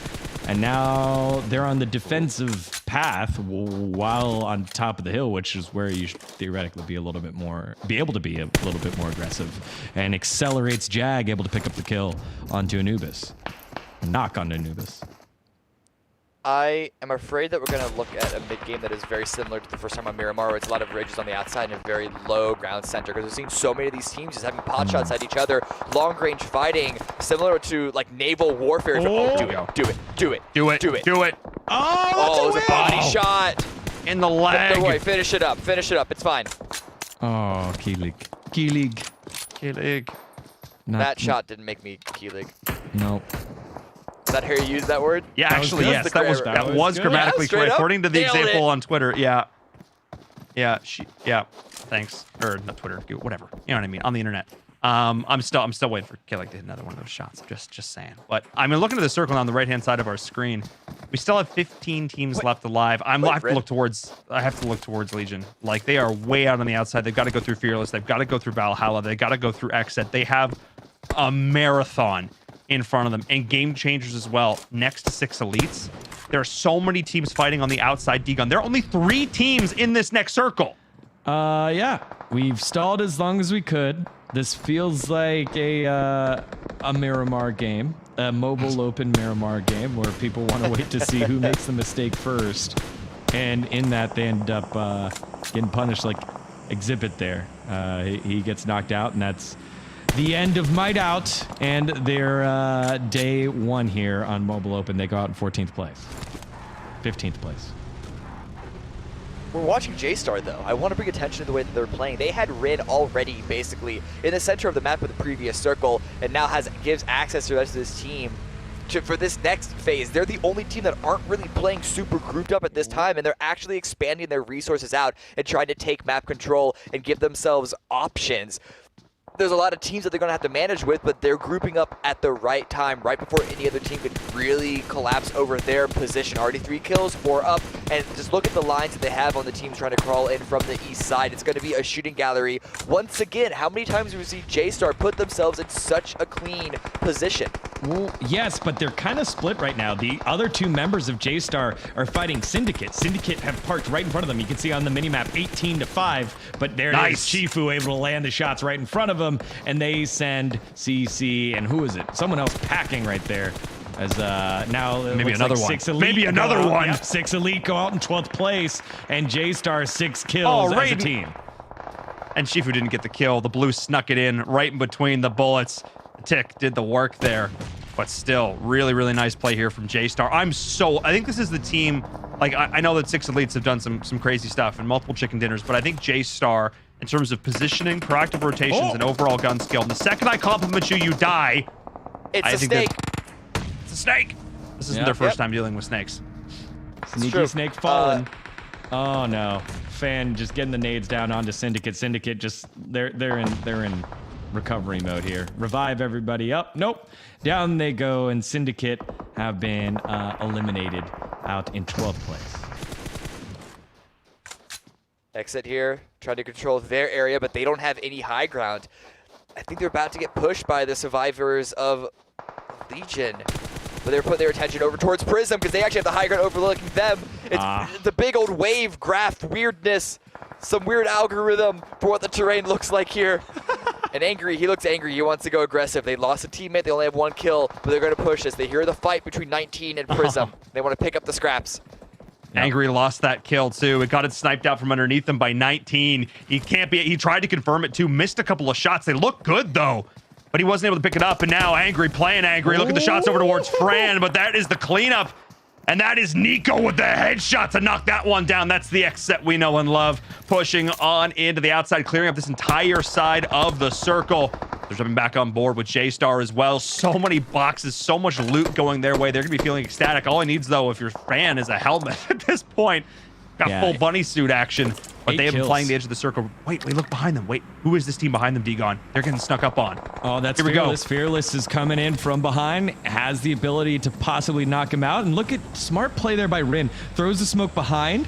They're going to try and wrap. Nope, they're crashing right into Fire Knights. Will they be able to make it in? Rin very low. Oh, no, Cheems hanging on the outside, preventing this play. Able to get 1, able to get 2, and J-Star knocked out. Great preparation there by Fire Knights to hold their position and not allow anyone to flank around them. There's a reason that Fire Knights came in. Yeah, I mean, there's a reason Fire Knights came in as the #1 team in terms of points. You know, J-Star getting pressured from both sides by Fearless as well.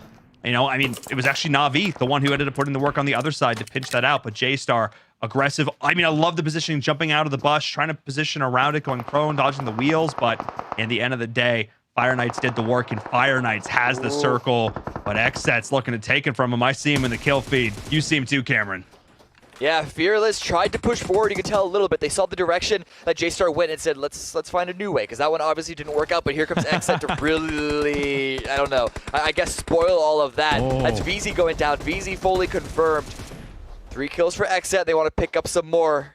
Nico with the shots on the coast. The smoke right in front, giving Navi's position away. Nico trying to shoot through it, shoot around it, and there it is from the distance. X-Set just cleaning it up, and this is the power of the Pro League squad that we've been waiting to see for a while. We've been critical of them because they haven't been in that top spot, but here, that's the clinical type push that we expect from this squad. And I think this is what I wanted to see more from them. I just wanted to see them run and gun as a squad.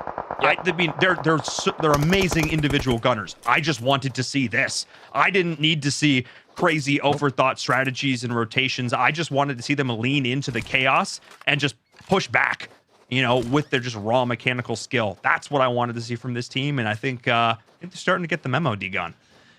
Yeah, they are, and they've got the high ground here. Play it a little bit slower. Zone will force them out of it, and it does look like Fire Knights are the ones that are safe. They have the compounds. They will be able to hold that. It does look like, though, if X-Set are able to get down this mountain, there are compounds in front of them on that side of the street that they'll be able to use. So I'm thinking this is a party bus time, right?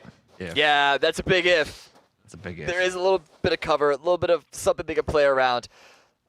But it's really going to have to be Accelerate going big and distracting Fire Knights in order for XSET to have that opportunity. But Accelerate, they're focusing on XSET. They see the open kills. They see the potential points just lying in wait. But the smokes are starting to come out from XSET. The utility to try and get down there. And Party Bus, let's go. We threw smokes on the left, but we're going straight on in. They were bait. You idiots. No.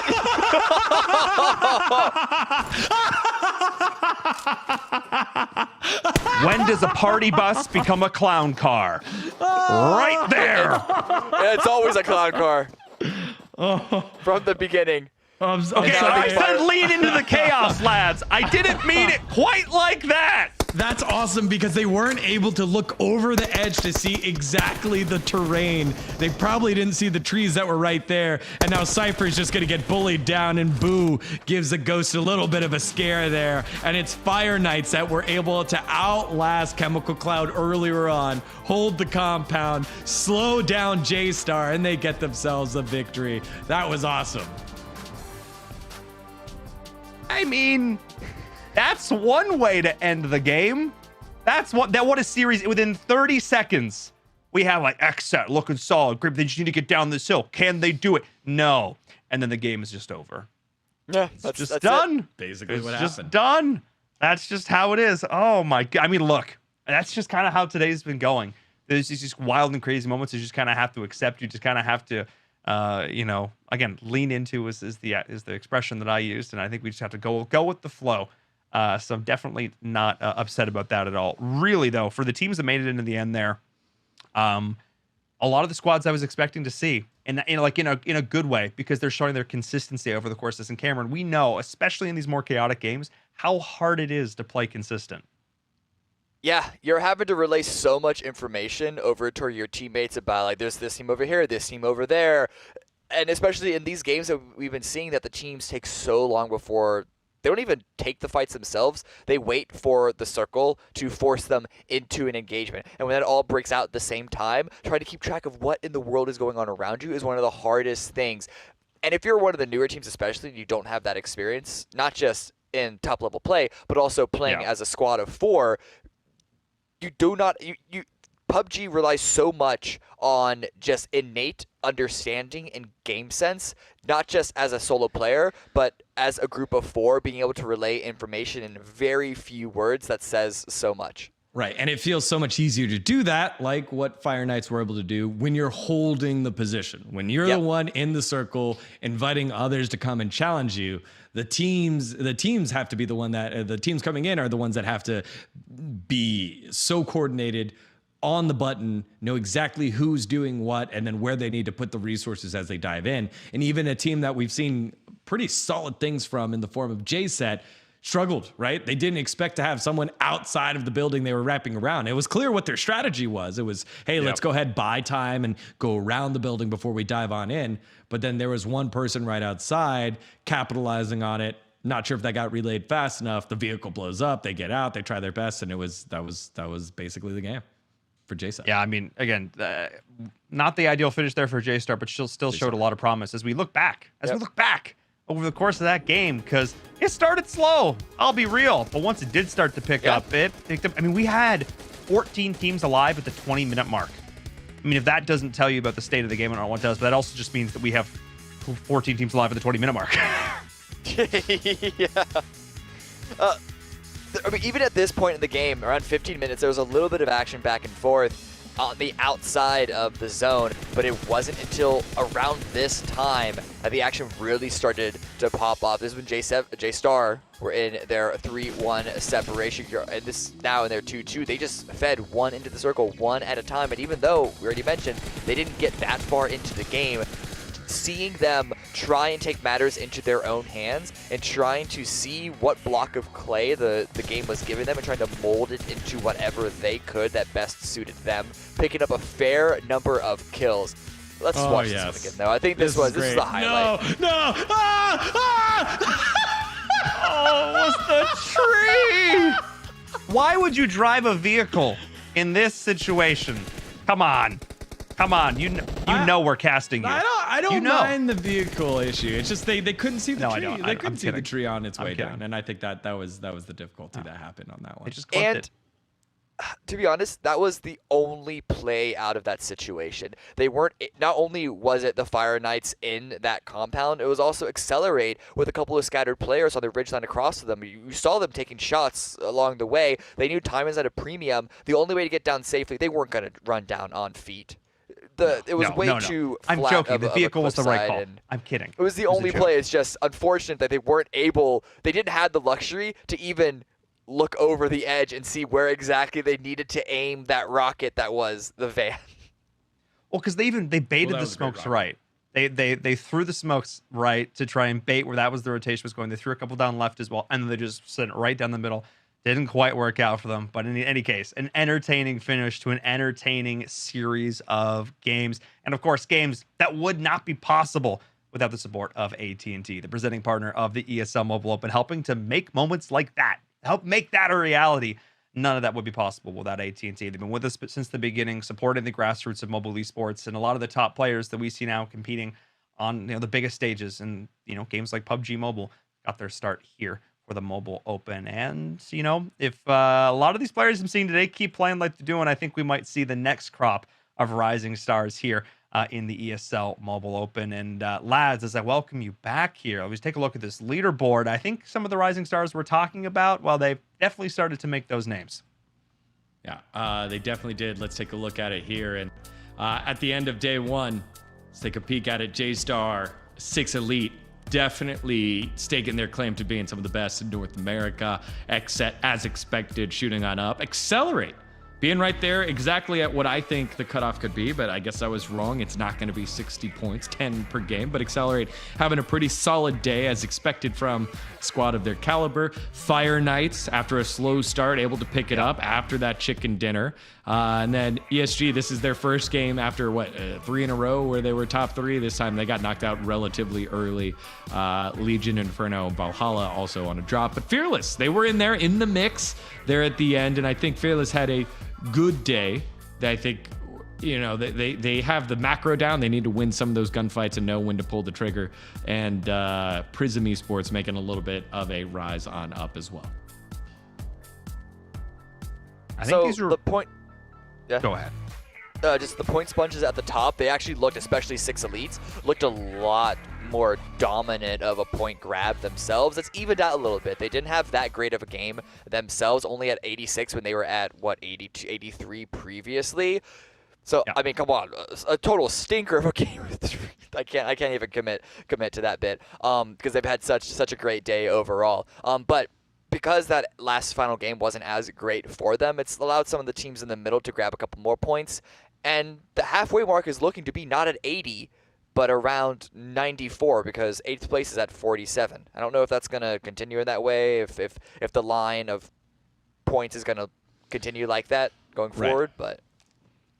Yeah, I mean, 47, but then it's 3 more games, so if you extrapolate, 47... Oh, yeah, of course. Probably around 70. Probably around 70, 65, yeah, 60, 65, I think is closer to it. So, but yeah, I mean, I think it was a really good introduction to the teams in Mobile Open. Some teams that we didn't know a lot about. We have teams that we're still waiting to define what their team is. Are they aggressive team? Is this a team that always splits up and dies? Looking at UB7. Or is it going to be a team that likes to play aggressively but needs their gunfire to step on up? We're finding out what these teams are able to do. Yeah, and I have to say I'm really, really excited because we've had a lot of the same squads in, season over season, and that's great, getting to watch them grow, watch them develop, but now having this new crop of players coming in here at the end of 2020, which has been a wild and crazy year, so to watch some wild and crazy gameplay in a very good way, definitely a great palate cleanser here at the end, and I can't wait to say who continues to step up. So for you guys, any final closing thoughts before we say goodbye? Cameron, I'll start with you. We've had some standout players so far from a crop of, honestly, mostly unknowns. I'm excited to see what happens in the next group, and if there's anyone else from either group that can continue to really start shining like a star before we hit the finals. Yeah, Key League, really standout play today throughout. But, I think Juicy on that van drive-by in game number 2, reminding everybody, hey, you young bucks still got a way to go as Juicy was able to stake his claim to that win. And then also, great to be back. I'm so happy to be back with you guys, same team, same staff. Yeah. Chat, we saw all of you guys. So what? Aaron, Courtney, who else? The Slump, like all of you guys that we're so used to seeing over and over again. Great to see y'all again. And I'm excited for what this season of Mobile Open is going to unfold for us. Very, very happy to have you back, Dagon, and you as well, Cameron. That's going to be it for you guys for tonight. Go relax, take it easy. For those of you at home who are joining us, who stuck it out to the end, thank you all so very much. If you're not following us over on Twitter or Instagram, you should definitely do that. !social in the chat. Make sure you stay up to date. Make sure you don't miss a stream. Make sure you're keeping up to date with all the fun and exciting future stuff coming down the pipe as well. And of course, if you haven't entered the giveaway yet and you play PUBG Mobile, do it. !giveaway, or as Degon likes to say, raffle! !raffle on the chat. We'll get you all the info on that one. Be sure to go check that out. Lots of entries and a great way to win $200 in in-game currency that buys a lot of very fancy skins. So from myself and Varen from the crew here at the ESL Mobile Open, wish you all a good night, and we'll see you later in the week with more amazing mobile action. Take it easy.